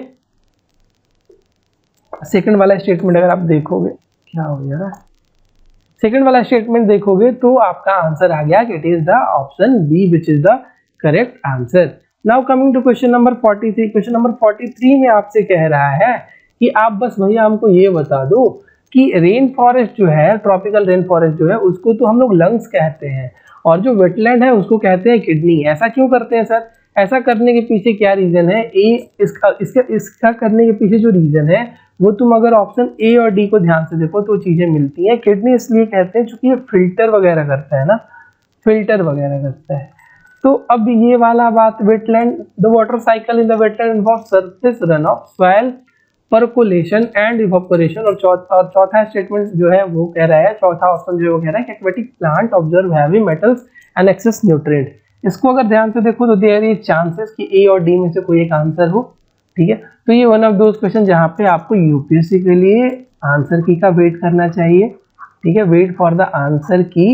eight the same time I will suggest कि आप अपने प्रिपरेशन में किस डेप्थ में पढ़ सकते हो वो देखो। वेटलैंड से इन्होंने क्वेश्चन हर बार पूछी है और ये मेंस में क्वेश्चन पूछा जाता था 2018 के आसपास कि आप ये एक्सप्लेन करो। मुझे याद है द हिंदू में एक आर्टिकल आया था जहाँ पे ये बातें हो रही थी कि वेटलैंड्स आर द किडनी वगैरह, ये बात आपसे पूछा गया है। ठीक है, तो आप समझ रहे हो, इसमें आप इसमें आप अगर इन्वायरमेंट का आपके पास बेसिक नॉलेज था तो ऑप्शन काट के भी आप शायद सही ऑप्शन तक पहुंच सकते थे। But we will have to wait for this question कि यूपीएससी अपना ओरिजिनल आंसर की रिलीज करे। फिर आपका है WHO के बारे में। WHO का एयर क्वालिटी गाइडलाइंस जो आया था उसके बारे में कह रहा था कि जो 24 आवर का मीन होना चाहिए PM 2.5 का वो इतना होना चाहिए, ठीक है। जो PM 2.5 का जो एनुअल होना चाहिए वो इतना होना चाहिए। ये डाटा वगैरह के बारे में बात कर रहा है, ये हमें एक्यूरेटली नहीं पता, थोड़ा सा इंतजार करते हैं। फिर कह रहा है कि अगर ओजोन पॉल्यूशन जो होता है वो आपका इंक्लीमेंट वेदर के टाइम होता है, तो हमने इतना पढ़ा है कि ओजोन पॉल्यूशन जो होता है ना सर, ये सनी वेदर के टाइम में होना चाहिए। सनी मतलब आज, मतलब सनी वाली बात, ठीक है। सनी वाली बात अगर देखोगे तो वन और मतलब लास्ट के दो ऑप्शन तो कट गए, 1, 3 एंड 4। थर्ड वाली स्टेटमेंट देखो तो PM10, ठीक है, PM10 can enter the lung barrier, ठीक है, and enter the blood stream. अब ये थोड़ा सा स्टेटमेंट जो है ना, ये थोड़ा सा डाइसी लग रहा है, ठीक है। 1, 3, 4 भी हो सकता है या फिर 1 and 4 भी हो सकता है, बट PM10 का साइज तो ऐसा नहीं होता। अपन जनरली ये PM10 के लिए तो नहीं पढ़ते हैं, ठीक है। तो इसका आंसर आप B and 4 मतलब 1 and 4 मार्क कर सकते हो। Now coming to next question जो आपका है वो है आपका क्वेश्चन नंबर 45। गुची के बारे में है, न्यूज़पेपर में कवर था, आसान क्वेश्चन था, करंट अफेयर्स कंपाइलेशंस में भी इनको यूज किया गया था। गुची के बारे में कह रहा है कि एक फंगस है, बिल्कुल सही बात है, हिमालयन फॉरेस्ट में मिलता है, ये भी सही बात है। और आपसे लास्ट में कह रहा है कि इसको कमर्शियली कल्टीवेट किया जा रहा है नॉर्थ ईस्ट में, तो नहीं, ये हमने पढ़ा था नॉर्थ ईस्ट में नहीं, ये आपका जम्मू वाले रीजन में ये चीजें हैं। तो 1 and 2 is the correct answer. आपके ये करंट अफेयर्स के नोट्स में भी पक्का से होगा। नेक्स्ट जो क्वेश्चन है ना, क्वेश्चन नंबर 46, ये आपसे पूछ रहा है पॉलीथीन टेरीपैथलेट के बारे में पूछ रहा है, जिसमें आपको बताना है कि आप इसको जो डेली लाइफ में यूज करते हो उसके बारे में 3 स्टेटमेंट दिया हुआ है। आपको बताना है कौन सी सही है और कौन सी गलत है। तो आप इसको उल और कॉटन फाइबर के साथ मिक्स करके इनकी प्रॉपर्टीज वगैरह को रीइंफोर्स कर सकते हो, बिल्कुल सही बात है।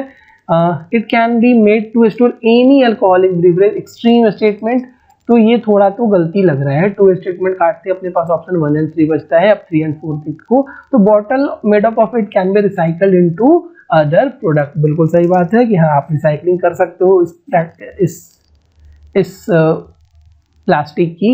और articles made up of it is easily disposed by inclination without causing any green house emission, मतलब ग्रीन हाउस इमिशन के बियॉन्ड आप इसको क्या कर सकते हो, इसको डिस्पोज कर सकते हो। 4 वाला स्टेटमेंट गलत है, तो 4 वाला स्टेटमेंट गलत होते ही आंसर क्या आ गया, ए। तो 46 का आंसर होगा ए। 47 अगर आप देखो बेटा तो 47 एकदम सिंपल था क्वेश्चन, गोल्डन मशीर। मशीर हमने कई बार बात किया है कि मशीर जो है ये बर्ड नहीं, ये फिश है। आपके इन्वायरमेंट में इसको पक्का से कवर किया गया होगा। बाकी आपको स्पूनबिल और व्हाइट एल्बिस तो आपको पता ही है कि ये क्या है, ये बर्ड वगैरह। गोल्डन मशीर हमने डिस्कस किया है, ये आपका जनरली ना जो पेनिसुलर इंडिया है, कावेरी रिवर बेसिन के आसपास, वहां पे ये मिलती है। Now coming to your next जो क्वेश्चन है कि आपको बताना है इसमें से कौन से जो प्लांट है ना वो नाइट्रोजन फिक्सेशन वाले हैं, मतलब नाइट्रोजन को फिक्स करते हैं। स्पिंच हमें पता है, स्पिंच की ऐसी कोई प्रॉपर्टी नहीं है, जब अपन पढ़ते होंगे स्पिंच तो नहीं होता, स्पिनच होता है, ठीक है। तो ये जो आपकी है वो नाइट्रोजन को फिक्स नहीं करती है, 6 वाला। तो 6 को गलत करते ही हमारे पास आंसर क्या बचा, ए आंसर अल्फाल्फा, ठीक है, अमरनाथ, ठीक है। फिर आपका चिकपी पता है, चिकपी तो सबको पता है ना। तो 1 and 3 में आंसर 1 and B बचता था। और पालक तो भैया ऐसा कोई प्रॉपर्टी उसका नहीं होता है। फिर आपका जो नेक्स्ट क्वेश्चन है आसान क्वेश्चन था, बायोरॉक टेक्नोलॉजी कोरल से रिलेटेड है, यूपीएससी का फेवरेट टॉपिक है कोरल। तो बायोरॉक टेक्नोलॉजी जो थी वो आपकी रिलेटेड है भाई, इसको एक और नाम कहते हैं मिनरल एक्रेशन टेक्नोलॉजी भी कहते हैं, ठीक है। तो कल को अगर एमएटी आ गया कि मिनरल एक्रेशन टेक्नोलॉजी क्या होती है तो आपको पता होना चाहिए सर ये बायोरॉक टेक्नोलॉजी है। तो ये किसके लिए जनरली यूज होता है, कोरल रीफ वगैरह को रीस्टोर करने के प्रोसेस में आप इसको यूज कर सकते हो। तो 49 का आंसर होगा ए, ठीक है। Now coming to next question, question number 40, ये कौन सा है, क्वेश्चन नंबर 50 जो आपका है। आपको बताना है मियावाकी जो मेथड है ये किससे रिलेटेड है। इस पेपर का बहुत ही आसान क्वेश्चन था जिसमें आपको ये बताना था कि मियावाकी जो टेक्निक है ये आपके मिनी फॉरेस्ट से रिलेटेड है। तो ऑप्शन सी जो है वो 50 का करेक्ट स्टेटमेंट होगा, ठीक है। नाउ नेक्स्ट जो क्वेश्चन है आपका क्वेश्चन नंबर 51 है। आपको गवर्नमेंट ऑफ इंडिया एक्ट जो यूपीएससी का one of the most important topic है। 3 एक्ट तो पक्का से पूछते हैं, 1935 वाले एक्ट से क्वेश्चन पूछते हैं, 1905 से पूछते हैं और आपका 1990 से ये पूछते हैं। ये तीनों एक्ट से तो क्वेश्चन जरूर पूछते हैं। आपको इतना बताना था। जो डायरकी था, देखो मैं यही आपसे इस पूरे सेशन का मेथड ही मुझे बस यही है, मकसद ही मेरा बस यही है कि मैं आपको ये बता दूं कि आप अपने प्रिपरेशन को कैसे रखोगे। 2017 या 16 के पेपर की मॉडर्न हिस्ट्री के एक सवाल में उसने पूछा था कि आप डायरकी के बारे में क्या समझते हो। उसमें ये दिया गया था कि हमने क्या किया है कि रिजर्व लिस्ट और ट्रांसफर लिस्ट में जो सब्जेक्ट्स हैं उनको डिवाइड किया गया है। ये आंसर था उस टाइम। इस बार यूपीएससी एक कदम और उसके आगे चला गया और इसने पूछा कि रिजर्व लिस्ट में बता दो कौन कौन थे। तो इतना पता था सर कि पुलिस तो पक्का होगा, लैंड रेवेन्यू तो पक्का होगा। 3 और 4 केवल आपका 2 सवाल में था। और मुझे एक बात बताओ, एडमिनिस्ट्रेशन ऑफ जस्टिस आपको लगता है कि जो ब्रिटिशर्स थे वो किसी भी हाल में इंडियंस को देते नहीं दे रहे थे? 1919 में भी नहीं दिया था। ठीक है, तो इसका आंसर 134 होना चाहिए था। लोकल गवर्नमेंट जैसे छोटी छोटी चीजें थी, सैनिटेशन, लोकल गवर्नमेंट, एजुकेशन, ये पकड़ा दिया कि इसके हाथों।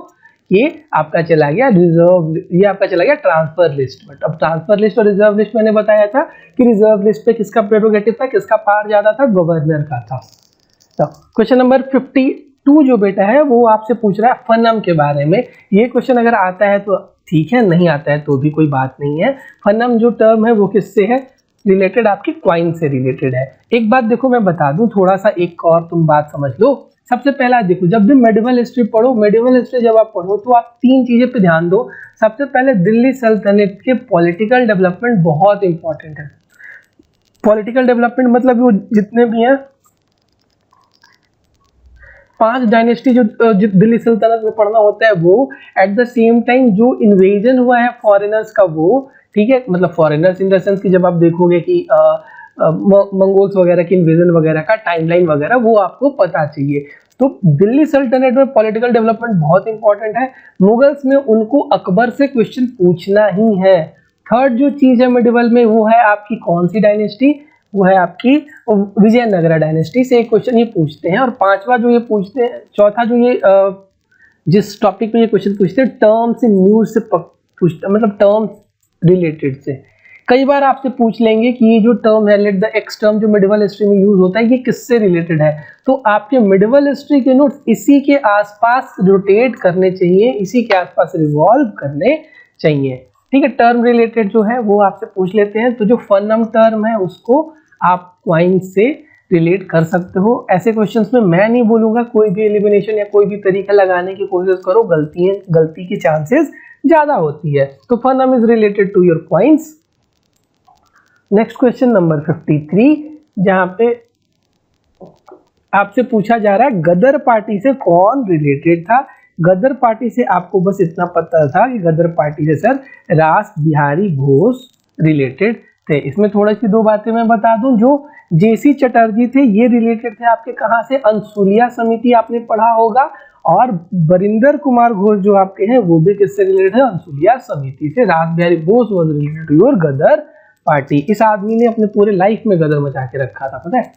नेक्स्ट क्वेश्चन है क्वेश्चन नंबर 54 जिसमें आपको क्रिप्स मिशन के बारे में दिया जा रहा है।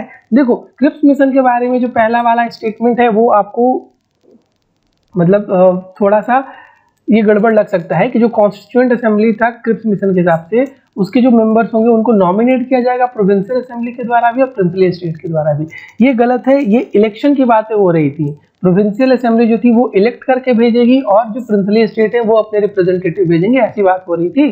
तो फर्स्ट स्टेटमेंट गलत होते ही आपका जो ये टॉपिक है मतलब जो पहला स्टेटमेंट है वो गलत हो गया। तो आपका जो आंसर बचा वो बचता है केवल 2 ओनली। ठीक है, तो 55 में अगर बात करो 55 क्वेश्चन देखो तो 55 में आपसे पूछ रहा है जैन टेक्स्ट कौन कौन से हैं।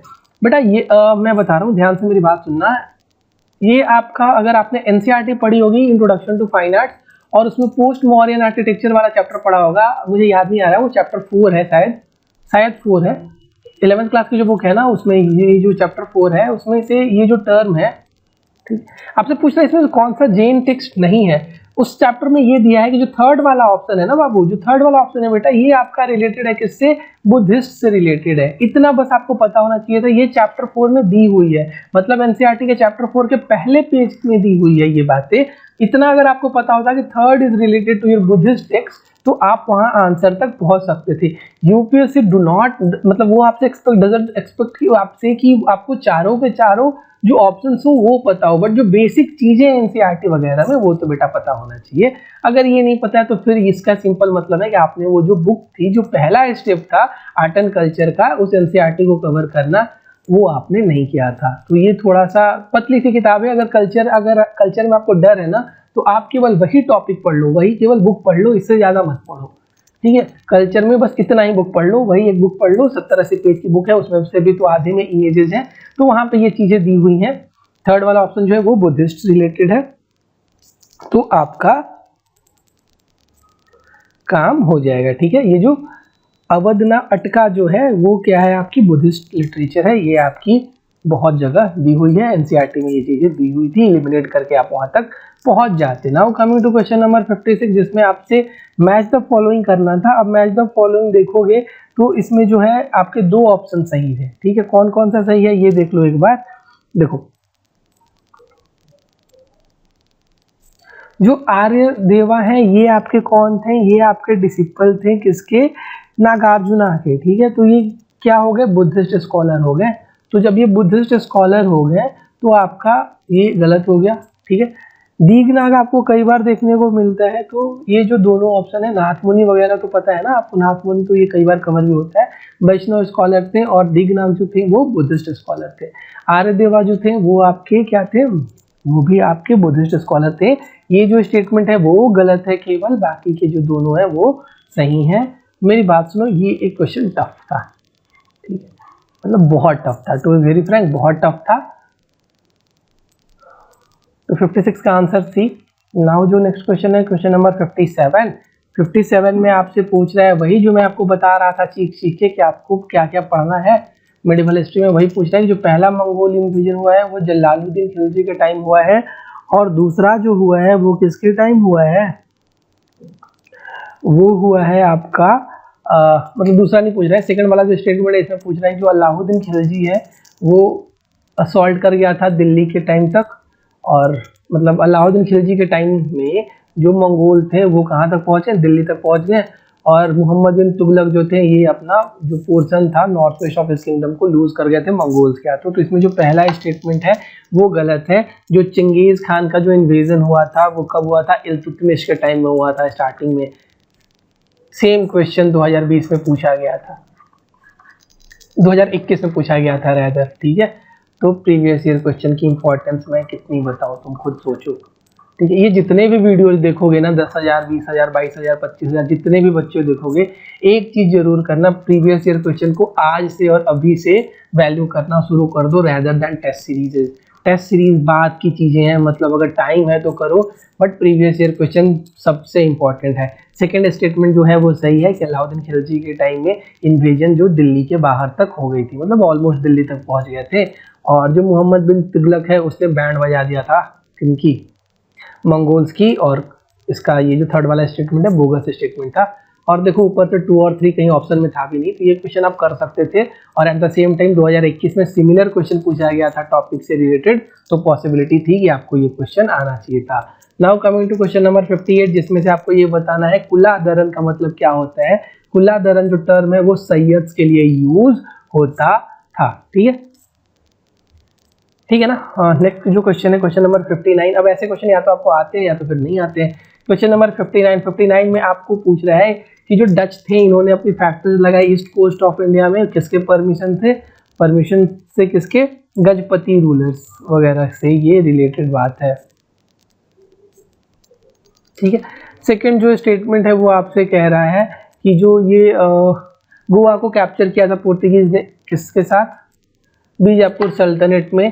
पहला वाला जो स्टेटमेंट है वो गलत है। हिस्ट्री की जो इनिशियल टेक्स्ट बुक है, ये क्वेश्चन थोड़ा सा हार्ड बनता है, और जो बातें हैं वो आप समझ लो कि जो डच ने गजपति रूलर के पास गए तो थे, बट उन्होंने डिक्लाइन कर दिया था, ठीक है। अब इतने डिटेल में तो बेटा कोई पढ़ता है नहीं ना, तो ये क्वेश्चन अगर आप छोड़ के आए हो तो बहुत अच्छी बात है। अगर आपने की है, अगर आपको आता है तो फिर बहुत बहुत मुबारक, बट ये question one of those tough question था जिसको आप छोड़ सकते थे। और एक और बात, 1757 से पहले की हिस्ट्री बहुत ज़्यादा कंफ्यूजिंग है, और वैसे भी लोग इसको बहुत कम पढ़ते हैं, तो जब कम लोग पढ़ते हैं तो यूपीएससी आजकल पिछले 2-3 साल से मैं देख रहा हूँ इस एरिया पे फोकस बढ़ा है, ठीक है। तो जिसको अगले साल एग्जाम देना है वो कम से कम 2 दिन मॉडर्न हिस्ट्री के इसको दे सकता है, मतलब 1540 मतलब वही 1500 से लेके 1757 के जो मेजर ट्रेंड्स हैं, मेजर इंसिडेंट्स वगैरह हैं वो आप देख लेना। ये वाला तो आपका स्टैंडर्ड बुक में दिया गया है और ये भी आपका स्टेटमेंट सही था, ठीक है। तो ये क्वेश्चन नंबर 59 का आंसर भी है। Now coming to question number 60। Question number 60 का जो आंसर है,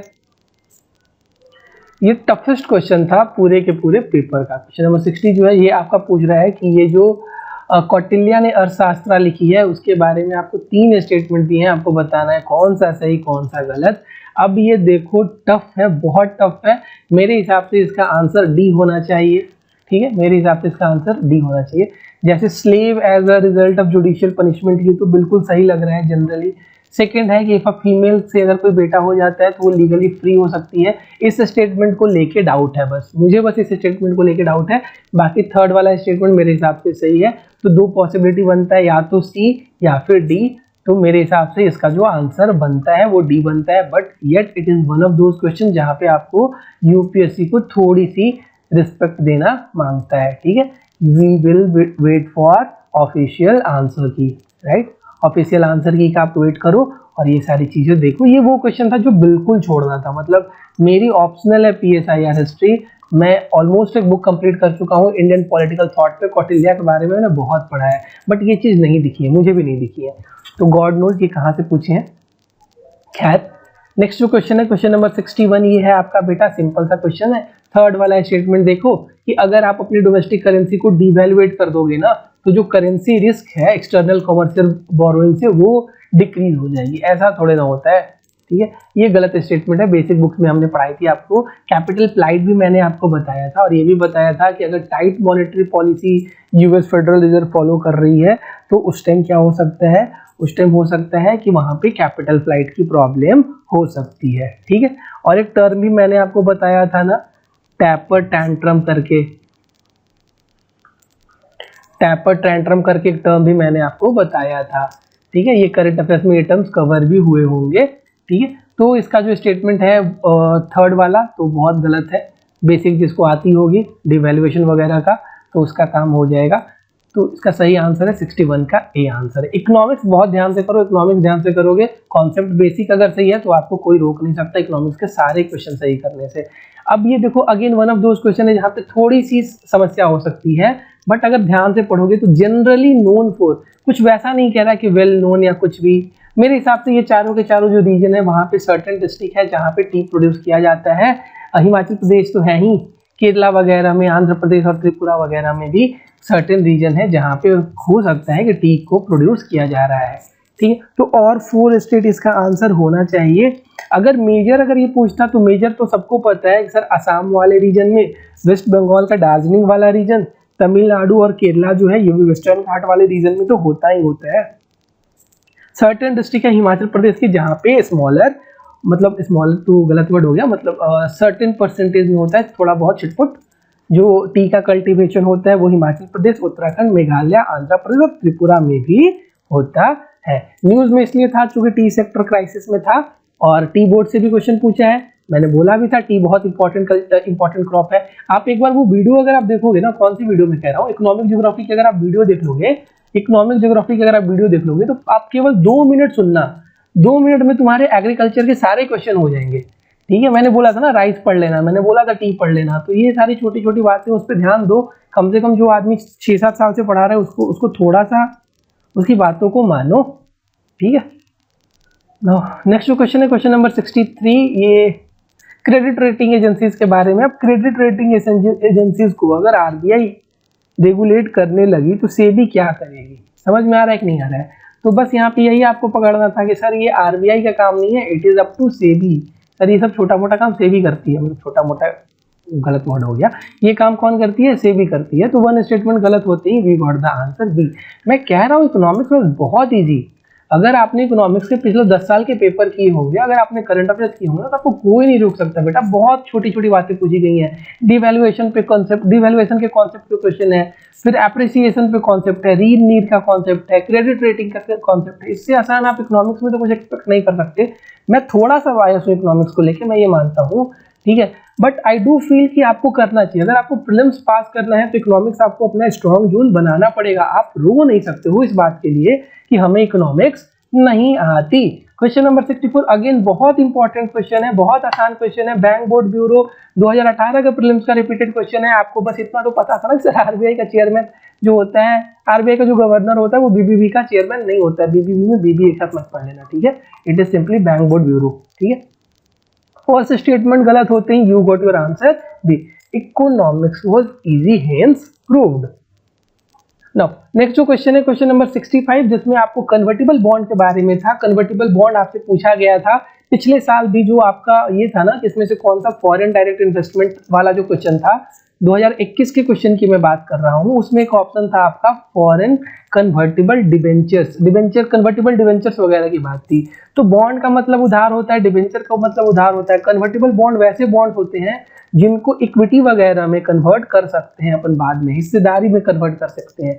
ये बात है कि अगर यहाँ पे एक ऑप्शन होता है कन्वर्टिबल बॉन्ड की बात करोगे कि उसको एक्सचेंज कर सकते हो इक्विटी में, तो जो रेट ऑफ इंटरेस्ट होता है वो कम होता है। इकोनॉमिक्स में एक बात बताई जाती है कि जो रेट है it is inversely proportional to risk. अगर रिस्क ज्यादा है तो मतलब ये गलती हुई, इनडायरेक्टली नहीं, डायरेक्टली प्रोपोर्शनल टू रिस्क। अगर रिस्क ज्यादा है तो रेट ऑफ इंटरेस्ट बहुत ज्यादा मिलेगा, रिस्क कम हो गया तो रेट ऑफ इंटरेस्ट आपका कम हो जाएगा, ठीक है। डायरेक्टली प्रोपोर्शनल है। तो कन्वर्टिबल बॉन्ड जो होते हैं इनमें रिस्क कम हो जाती है, तो इनके जो रेट ऑफ इंटरेस्ट होते हैं वो भी कम हो जाते हैं। और आप इसको इक्विटी में भी कन्वर्ट कर सकते हो। अगर आप चाहते हो कि इन्फ्लेशन वगैरह से बचना है तो आप इसको इक्विटी में भी कन्वर्ट कर सकते हो। तो इसके दोनों के दोनों जो आंसर है वो सही होने चाहिए। बेसिक क्वेश्चन था, इजी क्वेश्चन था मेरे हिसाब से।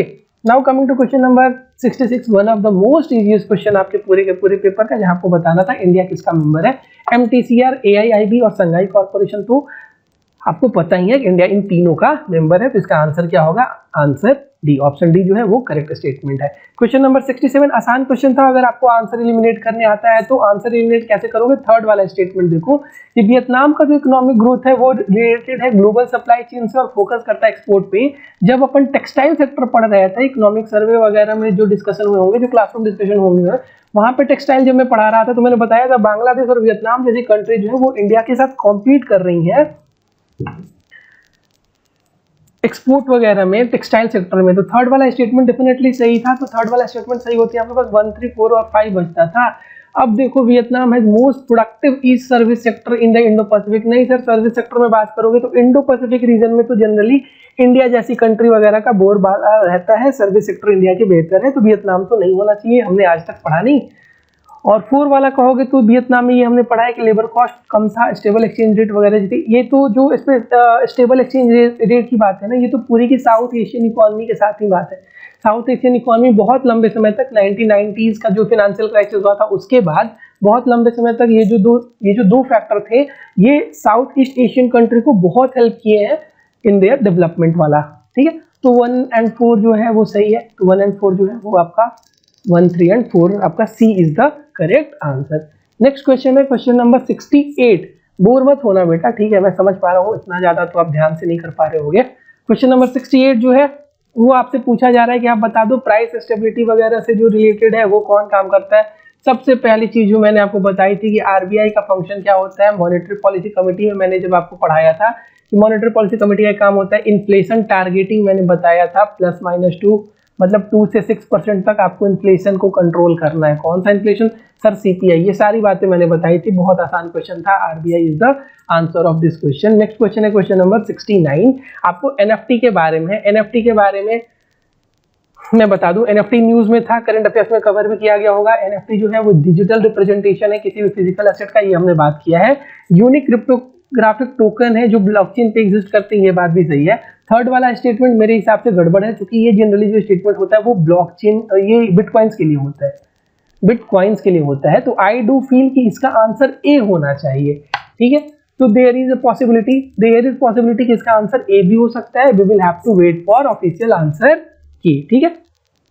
तो ये जो आंसर है इसका आंसर आप ए मान के चलो, अगर आपने डी किया है तो आप थोड़ा सा वेट कर लेना, आपको पता चलेगा।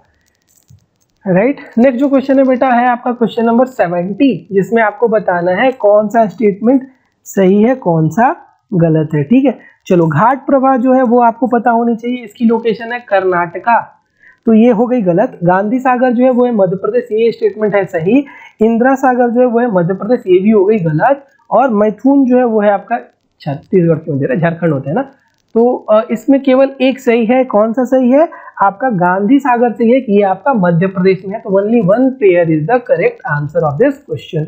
क्वेश्चन नंबर 71 आपसे पूछ रहा है कि जो इंडस्ट्रियल डिस्प्यूट्स होते हैं या फिर जो ले ऑफ वगैरह होते हैं फैक्ट्रीज में, उसके लिए कौन सा ऑर्गेनाइजेशन जो है वो रिस्पॉन्सिबल है। तो इसका आंसर लेबर ब्यूरो है, हमने इसको डिस्कस किया था। आसान सा क्वेश्चन था पीछे वाला। क्वेश्चन नंबर 72 आपसे कोल कंट्रोलर ऑर्गेनाइजेशन COO के बारे में, CCO के बारे में पूछ रहा है। तो अगर आप ध्यान से देखोगे तो फोर्थ वाला स्टेटमेंट बोगस लग रहा है। It insure that the coal mining company deliver the coal to user in a prescribe time. ये काम इस ऑर्गेनाइजेशन का नहीं होता है। और एट द सेम टाइम अगर आपको देखना होगा, एट द सेम टाइम अगर आपको देखना होगा 1 2 3 4 तो किसी ऑप्शन में है नहीं, 1 2 3 4 नहीं है, तो कम से कम एक स्टेटमेंट तो इसमें गलत है।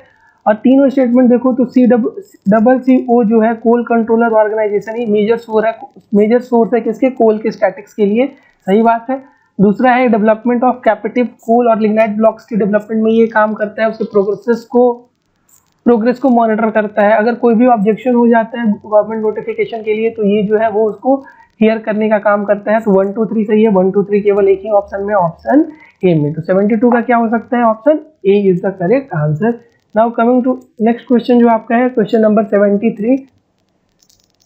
क्वेश्चन नंबर 73 बहुत आसान है, फिफ्थ शेड्यूल के बारे में क्वेश्चन पूछ ही रहा था। आप, मुझे याद है जब मैं पॉलिटी पढ़ा रहा था तो मैंने आपको 4 शेड्यूल पे बहुत ज्यादा जोड़ दिया था। Question schedule number 2, schedule number 3, schedule 5, schedule 6 और फिर जो 9 10 11 वाले जो थे जो अमेंडमेंट्स आए थे, तो मैंने बोला था वो आप बहुत ध्यान से देख लेना। फिफ्थ शेड्यूल पे क्वेश्चन बनता था, फिफ्थ शेड्यूल पे इसने क्वेश्चन पूछा और इसका सही आंसर है ऑप्शन ए। कई जगह लोगों ने ऑप्शन बी किया है बट ये गलत है, ये 6 शेड्यूल के सेंस में यूज होता है ऑप्शन बी जो है इसका, ठीक है। तो ये गलत काम है, तो इसका सही आंसर क्या होना चाहिए, जो सही आंसर होगा क्वेश्चन नंबर 73 का, उसका ए है answer. Now coming to question number 74 जो आपसे पूछ रहा है वो पूछ रहा है नेशनल नहीं है, द इंडियन। क्वेश्चन नंबर 74 जो है वो आपसे पूछ रहा है द इंडिया सैनिटेशन कोलिशन के बारे में, जो प्लेटफॉर्म है किसका, WHO के बारे में। मैंने जो आपको पीछे बताया कि 6 ऑर्गेनाइजेशन के सारे इनिशिएटिव याद रख लेना, तो ये क्वेश्चन आपके लिए आसान हो जाता। जो इंडियन सैनिटेशन कोलिशन था ये एक मल्टी स्टेक होल्डर है, जहाँ पे बहुत सारी प्राइवेट पार्टीज, बहुत सारा गवर्नमेंट इंस्टीट्यूशन, बहुत से बायलैटरल इंस्टीट्यूशन वगैरह प्रमोट करेंगे किसको, सस्टेनेबल सैनिटेशन को। तो पहला वाला स्टेटमेंट गलत है। दूसरा वाला स्टेटमेंट देखोगे जिसमें कह रहा है कि national institute of urban affair जो है ये एपेक्स बॉडी है किसकी, ministry of housing and urban affairs की, in government of India and provide innovative solutions to challenges of urban India. मतलब अर्बन इंडिया के जो चैलेंजेस होते हैं उसको एड्रेस करती है कौन, ये इंस्टीट्यूट। इस बॉडी में बस इतने बात पे ध्यान दो, यहाँ पे एक जो दिक्कत आ रही है वो ये है, ये एक ऑटोनोमस बॉडी है। ऑटोनोमस बॉडी है, 1976 में बनाई गई थी। एट द सेम टाइम ये मिनिस्ट्री के साथ क्लोजली काम करती है, मिनिस्ट्री के साथ ये क्लोजली काम करती है। 2014 में सिमिलर नेचर का क्वेश्चन आया था FSSAI के बारे में, ठीक है, तो वो बात याद रखना। तो वहां पे जो आंसर था उस हिसाब से जो इसका आंसर बनता है वो ऑप्शन डी बनता है, ठीक है, ऑप्शन डी जो है वो इसका करेक्ट है, ठीक है। हो सकता है कहीं कहीं पे आपको ऑप्शन बी भी देखने को मिले, बट मेरे हिसाब से जो मेरा 7 साल का एक्सपीरियंस है, जो मैंने पिछले 10 साल 12 साल के पेपर को कम से कम 200 बार डिस्कस किया है, उस हिसाब से तो इसके सही आंसर आपका ऑप्शन डी होना चाहिए। 1986 का जो इन्वायरमेंटल प्रोटेक्शन एक्ट है क्वेश्चन नंबर 75, मतलब कट कॉपी पेस्ट है एक प्रीवियस ईयर क्वेश्चन का।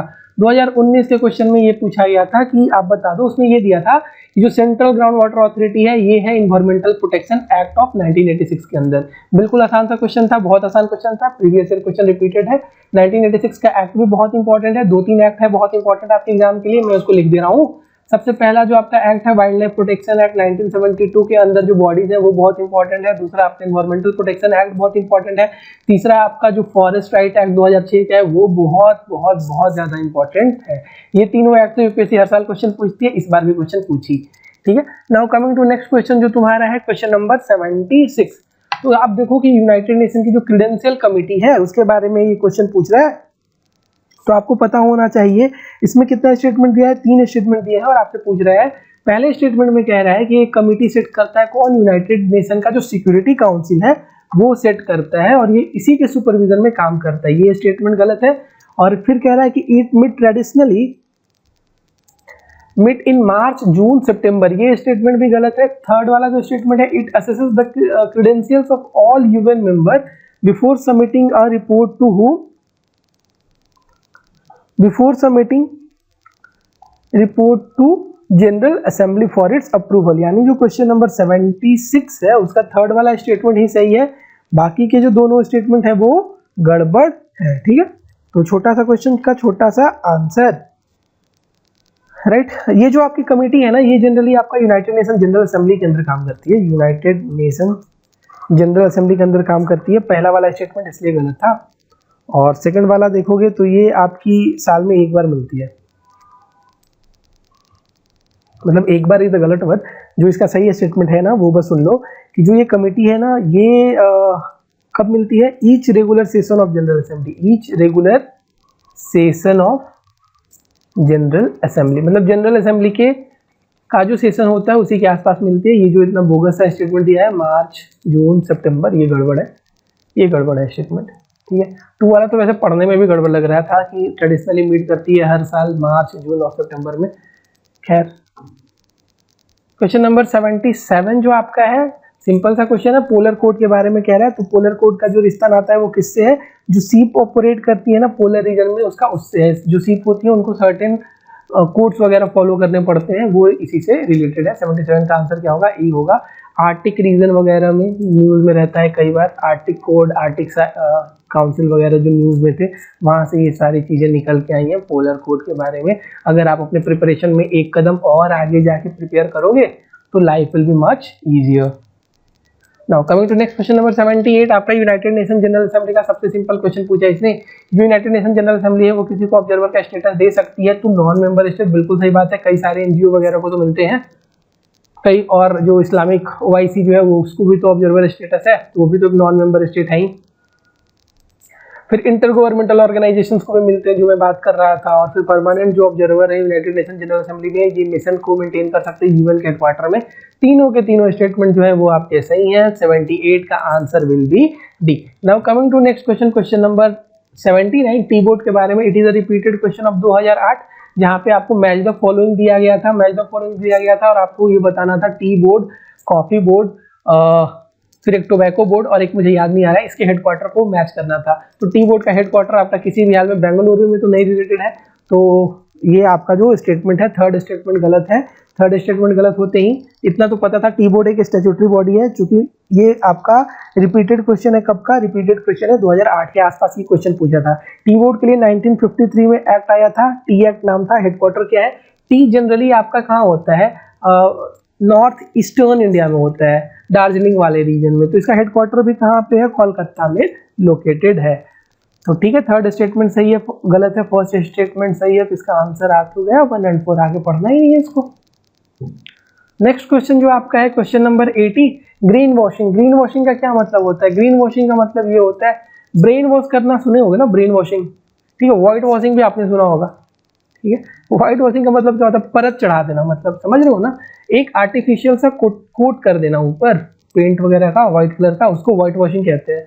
ब्रेन वॉशिंग भी वही होता है, ब्रेन के ऊपर एक थोड़ा सा कंफ्यूजन क्रिएट किया जाता है। आपने इसको, अब मैं बहुत सारी चीज़ों को इंटरनल सिक्योरिटी से इसलिए जोड़ लेता हूँ क्योंकि मैंने पढ़ा है, ठीक है। इंटरनल सिक्योरिटी में एक टर्म आती है इन्वायरमेंटल सिक्योरिटी भी, ठीक है। तो वहाँ पे ये सारी चीज़ें पढ़ाई जाती हैं, ग्रीन वॉशिंग वगैरह। इन डेप्थ में अगर आप ऑप्शन देखोगे तो शायद आप वहाँ से इस वाले ऑप्शन पे सही पकड़ लो। तो इसका सही आंसर होगा ए, ग्रीन वॉशिंग। जनरली मैं बता रहा हूँ, ध्यान से मेरी बात सुनना, जो तुम्हारी वो कंपनीज होती हैं, कॉस्मेटिक की कंपनी होती हैं, वो कई बार अपने प्रोडक्ट को ऑर्गेनिक बताती हैं, ठीक है, नेचुरल बताएंगी, ऑर्गेनिक बताएंगी, वो हो या ना हो, ठीक है। But at the same time फिर आपने फूड्स वगैरह के बारे में सुना होगा कि फूड को ऑर्गेनिक बताया जाता है। यूरोप वगैरह के मार्केट का ये बहुत कंप्लेन होता है कि कई बार जो फूड जिन पे लेबल ऑर्गेनिक का होता है वो खुद नॉन ऑर्गेनिक होते हैं। तो ये कंपनीज कई बार करती हैं कि अपने आप को ज़्यादा इम्प्रेस करने के लिए कस्टमर्स के बीच में, अपनी पॉपुलैरिटी बढ़ाने के लिए, क्वालिटी को अच्छा दिखाने के लिए, आई रिपीट दिखाने के लिए कई बार फॉल्स इंप्रेशन वगैरह को भी ये लोग प्रमोट करती हैं कि हमारा जो प्रोडक्ट है वो एकदम इको फ्रेंडली है। आपने पतंजलि वगैरह का भी कई बार जो एडवर्टाइजमेंट वगैरह सुना होगा, तो वहाँ पे इस चीज़ को रिलेट कर सकते हो। ठीक है, तो ये वो सारी चीज़ें वही है 80 का ए है। एग्जाम्पल्स आपको बहुत हेल्प करेंगे। आप अपने सराउंडिंग्स में, न्यूज़पेपर में, करंट अफेयर्स में जो बहुत सारी एग्जाम्पल्स देखोगे ना, ये आपको मेंस में तो एक्स्ट्रा एज देंगे ही, प्रीलिम्स में भी आपको बहुत हेल्प करते थे। मैंने मतलब जो कॉस्मेटिक वाले प्रोडक्ट से ये क्वेश्चन तो आपका हो जा रहा था। नाउ कमिंग टू जो नेक्स्ट क्वेश्चन था वो आपका क्या है, क्वेश्चन नंबर 81, जिसमें आपसे पूछा जा रहा है, यूपीएससी ने आपको मस्त फूल बनाने की कोशिश की, हिंदी वाली नहीं, अंग्रेजी वाली। ठीक है, इसमें आपसे पूछ रहा है कि जो हाई क्लाउड होता है वो क्या करता है, रिफ्लेक्ट कर देता है सोलर रेडिएशन को और अर्थ को कूल रखता है। ऐसा कुछ नहीं होता बेटा, कुछ नहीं है। हाई क्लाउड की जो थिकनेस होती है वो ऑलरेडी बहुत कम होती है, कितना ही रिफ्लेक्ट करेगा, ये गलत बात है। लो क्लाउड को कह रहा है कि ये ये जो है एब्जॉर्ब करता है इंफ्रारेड को from the earth surface and this causes warming effect. अर्थ के वार्मिंग इफेक्ट के लिए ग्रीन हाउस गैस रिस्पॉन्सिबल है। सर क्लाउड का कोई रिलेशन नहीं है। जो ग्रीन हाउस गैस जो पढ़ाए जाते हैं चार आपको, वो आपके अर्थ को ब्लैंकेट की तरह ब्लैंकेट प्रोवाइड करते हैं। इसमें क्लाउड्स का कोई रिलेशन नहीं है। बोगस सा स्टेटमेंट था, आपको हिंदी वाला नहीं अंग्रेजी वाला फूल बनाने की कोशिश की गई थी। सही आंसर इसका ऑप्शन डी होगा। बहुत आसान क्वेश्चन था। बेसिक तो ये पढ़ाई जाती है बेटा, क्लाइमेटोलॉजी में पढ़ाई जाती है, एनवायरमेंट में पढ़ाई जाती है। बस आपको अपने नाक आँख कान मुंह के साथ दिमाग खुले रखने हैं। जिस दिन दिमाग खोल लोगे चीजें आसान हो जाती है। आसान क्वेश्चन था मेरे हिसाब से। Next question, question number 82, BD के बारे में है। ये प्लेसेज इन न्यूज में था। इसका कोई भी रिलेशन कहाँ से, इसका कोई भी रिलेशन केनिया से नहीं है, ये आपका युगांडा में रिलेटेड है। तो फर्स्ट वाला स्टेटमेंट गलत है, बाकी के जो दोनों स्टेटमेंट है वो पढ़ने में भी सही लग रहे हैं और देखने में भी सही लग रहे हैं। ठीक है, तो ये गलत है। It is in Uganda. Uganda places in news में इसको शायद कवर किया गया होगा, प्लेसेस इन न्यूज में इसको कवर किया गया होगा। तो इसका सही आंसर 2 और 3 होना चाहिए। C is the correct answer of this question. Now coming to next question number 83, आपको ऑर्गेनाइजेशन ऑफ टर्किक स्टेट के बारे में पूछना बता रहा है कि इसमें कौन सी जो कंट्री है वो मेंबर है। तो इसको एक और नाम से जाना जाता था। पहले इसका जो नाम था वो टर्की काउंसिल था। ठीक है, इसके जो प्रोमिनेंट मेंबर हैं वो अजरबैजान है। अजरबैजान है। ये जो आर्मेनिया और अजरबैजान का जो वॉर हुआ था उसमें ये सारी चीज़ें न्यूज़ में आ रही थी कुछ दिन तक। तो ये बात याद रखना कि आर्मेनिया नहीं थी, अजरबैजान थी। 1 काटो और 2 होना चाहिए। तो एक ही ऑप्शन बचता है सी। टफ क्वेश्चन, इधर यू नो इट और you don't know it, in the sense कि इसमें बहुत ज़्यादा एलिमिनेट कर तो नहीं पा रहे होंगे, बट ये आर्मेनिया और अजरबैजान की वजह से न्यूज़ में ये सारे ऑर्गेनाइजेशन थे। That's why I am saying ना कि please have a habit of flipping the newspaper at least. Newspaper देखते रहोगे तो ये सारे डेवलपमेंट, ये सारी चीज़ें आपको प्रीलिम्स में बहुत हेल्प करेंगी। Focus on PYQ rather focusing on your test series वाला जो भी है। सेकंड वाला स्टेटमेंट कह रहा है कि गुजरात के पास जो है वो आपका लार्जेस्ट सोलर पार्क है इंडिया में। बचपन में नहीं, रिसेंट डेवलपमेंट हुआ है। वहाँ पे हमने पढ़ा था कि ये गुजरात नहीं है सर, यहाँ पे राजा का स्थान कर दो, यानी राजस्थान कर दो। जहाँ पे जो लार्जेस्ट सोलर पार्क था वो है इंडिया का ही नहीं, वर्ल्ड का भी है। ठीक है, सेकंड वाला स्टेटमेंट तो बिल्कुल सही है। तो 1 इज गलत, सेकंड इज सही। आगे पढ़ने की जरूरत ही नहीं है। करेक्ट। नेक्स्ट जो क्वेश्चन है वो देख लेते हैं। नेक्स्ट जो क्वेश्चन है क्वेश्चन नंबर 85 आपको United Nation convention of laws of seas के बारे में क्वेश्चन पूछा जा रहा है। ठीक है, उसमें आपको ये बताना है कि इसमें से कौन सा स्टेटमेंट सही है, कौन सा गलत है। अगर आप इसको ध्यान से देखोगे तो तीनों के तीनों स्टेटमेंट पढ़ने में सही लग रहे हैं। सेकंड वाले स्टेटमेंट में आपको थोड़ा सा शायद कंफ्यूजन हो सकता है कि ships of all states whether coastal और landlocked enjoy the right of innocent passage through the territorial sea. इस स्टेटमेंट को लेकर थोड़ा सा डाउट हो सकता है, बट इसका आंसर डी होना चाहिए। ठीक है, चलो नेक्स्ट क्वेश्चन देखते हैं अपन। इवेंट क्लॉज न्यूज में बहुत ज्यादा था। नेक्स्ट क्वेश्चन नंबर 86, जिसमें आपको ये बताना है कि जो सेनकाकू आइलैंड था वो किससे रिलेटेड है। One of the most easiest question. China और जापान का इसमें जो है लड़ाई झगड़ा चलता है सेनकाकू आइलैंड को लेके। हर जगह कवर हुआ होगा, प्लेसेस इन न्यूज में इसको कवर किया जाता है। नेक्स्ट क्वेश्चन है क्वेश्चन नंबर 87, जहाँ पे आपको बताना था 4 कंट्री दी गई थी और आपको बताना था कौन सा सही है कौन सा नहीं। ठीक है, तो आपको ये chart was in news for setting of permanent military base of CHI नहीं चाइना होगा। ठीक है, तो ये गलत है, ऐसा कुछ चैट के साथ तो नहीं हुआ था। सेकंड वाला स्टेटमेंट सही है कि यहाँ के जो प्रेसिडेंट ने क्या किया कि इनको डिटेन कर लिया गया था, मिलिट्री कूप वगैरह जो हुआ था। थर्ड वाला जो है वो लेबनान के लिए जो पेयर है वो भी सही है कि वहाँ पे इकोनॉमिक डिप्रेशन तो है। और फोर्थ वाला जो स्टेटमेंट है वो कह रहा है कि जो ट्यूनीशिया है वहाँ पे पार्लियामेंट को सस्पेंड कर दिया गया था वहाँ के प्रेसिडेंट के द्वारा ही। तो 2 सही है, बाकी गलत है। तो सही आंसर इज योर सी, मतलब केवल 2 पेयर जो है उनको सही मैच किया गया है। Now coming to question number 88, जिसमें आपको ये बताना था रीजन इन न्यूज। तो रीजन इन न्यूज अगर देखोगे तो एनाटोलिया जो है वो टर्की में है, ये सही बात है। फिर आपका जो यूथोपिया में देखोगे तो अमराहा है, ये भी सही बात है। अगर आप जो कैबो डेल गैडो देखोगे तो ये स्पेन से इसका कोई रिलेशन नहीं है, ये आपका मोजाम्बिक में आता है। ठीक है, मैं लिख दे रहा हूँ, मैं ये इसका रिलेशन है किसके साथ, इसका रिलेशन है मोजाम्बिक से रिलेशन है। थर्ड इज द गलत, 1 और 2 आर सही। कैटालोनिया तो जिंदगी में कभी इटली में नहीं थी, ये तो स्पेन के साथ में था। यूपीएससी ने इस वाले ऑप्शन को रिपीट किया। तो आपका 88 का केवल आंसर क्या सही है, बी। नेक्स्ट जो क्वेश्चन है क्वेश्चन नंबर 89, जिसमें आपको वाइल्ड लाइफ प्रोटेक्शन एक्ट के बारे में बताना है कौन सा सही कौन सा गलत। इसका स्टेटमेंट जो सही है वो है आपका ऑप्शन ए इज द सही, कि हाँ गवर्नमेंट की प्रॉपर्टी होती है वाइल्ड लाइफ, ऐसा कोई भी कवर नहीं है। अगर आप फॉरेस्ट राइट एक्ट 2006 के देखोगे तो उसमें ट्राइबल्स को ये जो नॉन फॉरेस्ट प्रोडक्ट वगैरह होते हैं वहाँ पे मतलब टिम्बर वगैरह को छोड़ के जो फॉरेस्ट प्रोड्यूस वगैरह होते हैं वहाँ पे राइट दी गई है, सेटलमेंट वगैरह की राइट दी गई है। बट वाइल्ड लाइफ का राइट किसी का नहीं है, ये सोल प्रॉपर्टी होती है किसकी, गवर्नमेंट की। ये वाली बात भी बिल्कुल सही है। अगर आपने एलिफेंट को अपने घर में मारा या जंगल में मारा तो आपको सजा बराबर होगी, उस एलिफेंट का प्रोटेक्शन बराबर है। एलिफेंट घर में रखना भी मत कभी। थर्ड वाला जो स्टेटमेंट है वो ये सही है कि केवल एप्रीहेंशन हो गया, अगर आपको ऐसा लग गया, अगर आपको केवल ऐसा लगने से वाइल्ड लाइफ एनिमल को आप मार दोगे कि अगर मतलब कहना मैं ये चाहता हूँ कि अगर ये मान लो कि कोई भी एक टाइगर है, मान लेते हैं ये छोटा सा टाइगर है, छोटा सा टाइगर तो नहीं होता, टाइगर हमेशा बड़ा सा होता है। तो जो टाइगर है अगर इस विलेज के लोगों को बस इतना लगने से रह गया कि ये एनिमल जो है वो हमारे लिए डेंजर है ह्यूमन लाइफ का, तो इसको किल कर दिया सकता है या कैप्चर कर दिया सकता है, ये गलत बात है। ग्राउंड सॉलिड होना चाहिए, थर्ड वाला स्टेटमेंट गलत है। और वैसे भी वाइल्ड लाइफ प्रोटेक्शन एक्ट वगैरह देखोगे तो वहाँ पे बहुत स्ट्रॉन्ग लॉज बनाए गए हैं for the protection of tiger, elephant, तो थर्ड वाला स्टेटमेंट तो एलिमिनेट हो सकता था। Now coming to your next question, question number 90, आपको ये बताना है उस स्पीसीज का नाम बता दो जो फंगी जो है उसके कल्टीवेशन में हेल्प करता है। तो ये फैक्चुअल क्वेश्चन है, आता है तो ठीक है, नहीं आता है तो इस क्वेश्चन को छोड़ सकते थे। इसका सही आंसर होगा एंट। ठीक है, एंट इज द सही आंसर।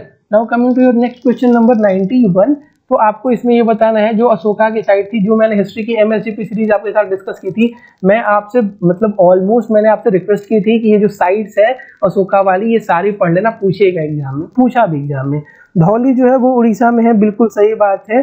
जो इरागुडी है रिपीटेड क्वेश्चन है, आंध्र प्रदेश में, ये भी सही बात है। जो गाडा है ये आपका लोकेटेड मध्य प्रदेश में तो कब से हो गया, हमने पढ़ाया था कि ये तो भैया आपका उड़ीसा में है। ठीक है, और ये जो खलसी है, खलसी किसी भी हाल में कर्नाटका में नहीं है, इसका लोकेशन जो हमने बताया था वो उत्तराखंड में बताया था। ठीक है, तो ये इंपॉर्टेंट क्वेश्चन था, यूपीएससी आपसे पूछ सकती है। इसमें से ये 3 ऑप्शन तो रिपीटेड है, 1, 2 और जो लास्ट में था। नेक्स्ट क्वेश्चन है आपका क्वेश्चन नंबर 92, आपको ये डायनेस्टी दी है और किंग बताना है।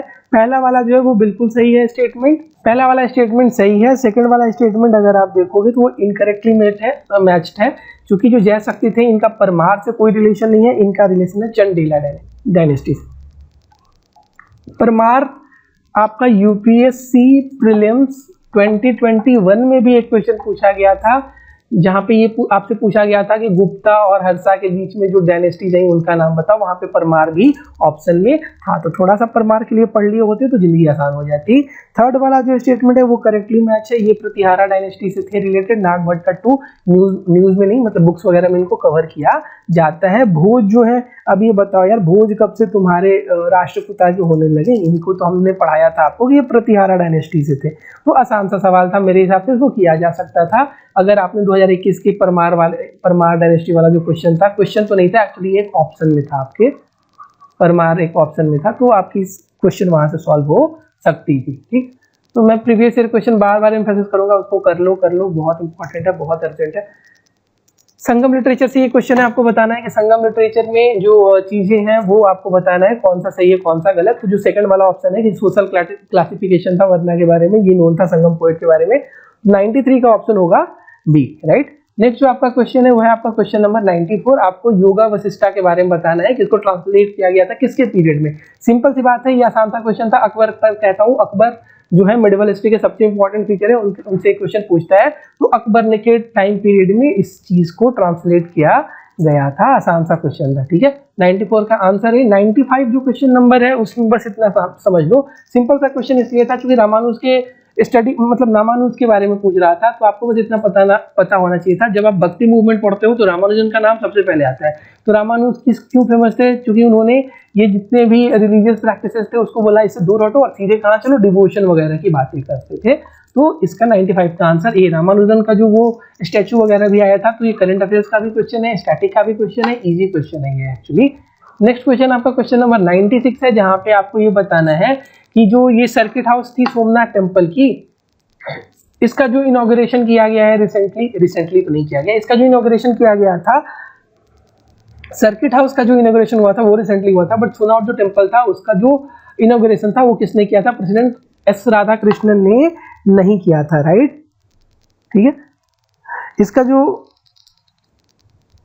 1951 के टाइम में ना, 1951 में इसको किया गया था। उस टाइम जो प्रेसिडेंट थे आपके कौन से थे? उनका नाम था डॉक्टर राजेंद्र प्रसाद। डॉक्टर राजेंद्र प्रसाद ने किया था। और राजेंद्र प्रसाद के बीच में और जवाहरलाल नेहरू के बीच में एक थोड़ी सी इस चीज को लेके रिलीजियस डिफरेंसेस भी आई थी कि जवाहरलाल नेहरू को ऐसा लगता था कि सेकुलरिज्म कि जो प्रिंसिपल है वो अगर हेड ऑफ द स्टेट अगर ऐसे रिलीजियस प्लेसेस पे जाते हैं तो उससे ये डाइल्यूट होती है। तो ठीक है, अपनी अपनी आइडियोलॉजिकल डिफरेंसेस थी, बट आज जैसा हाल तो नहीं था। तो थर्ड वाला स्टेटमेंट गलत है, केवल थर्ड वाला स्टेटमेंट आपको पता होना चाहिए था।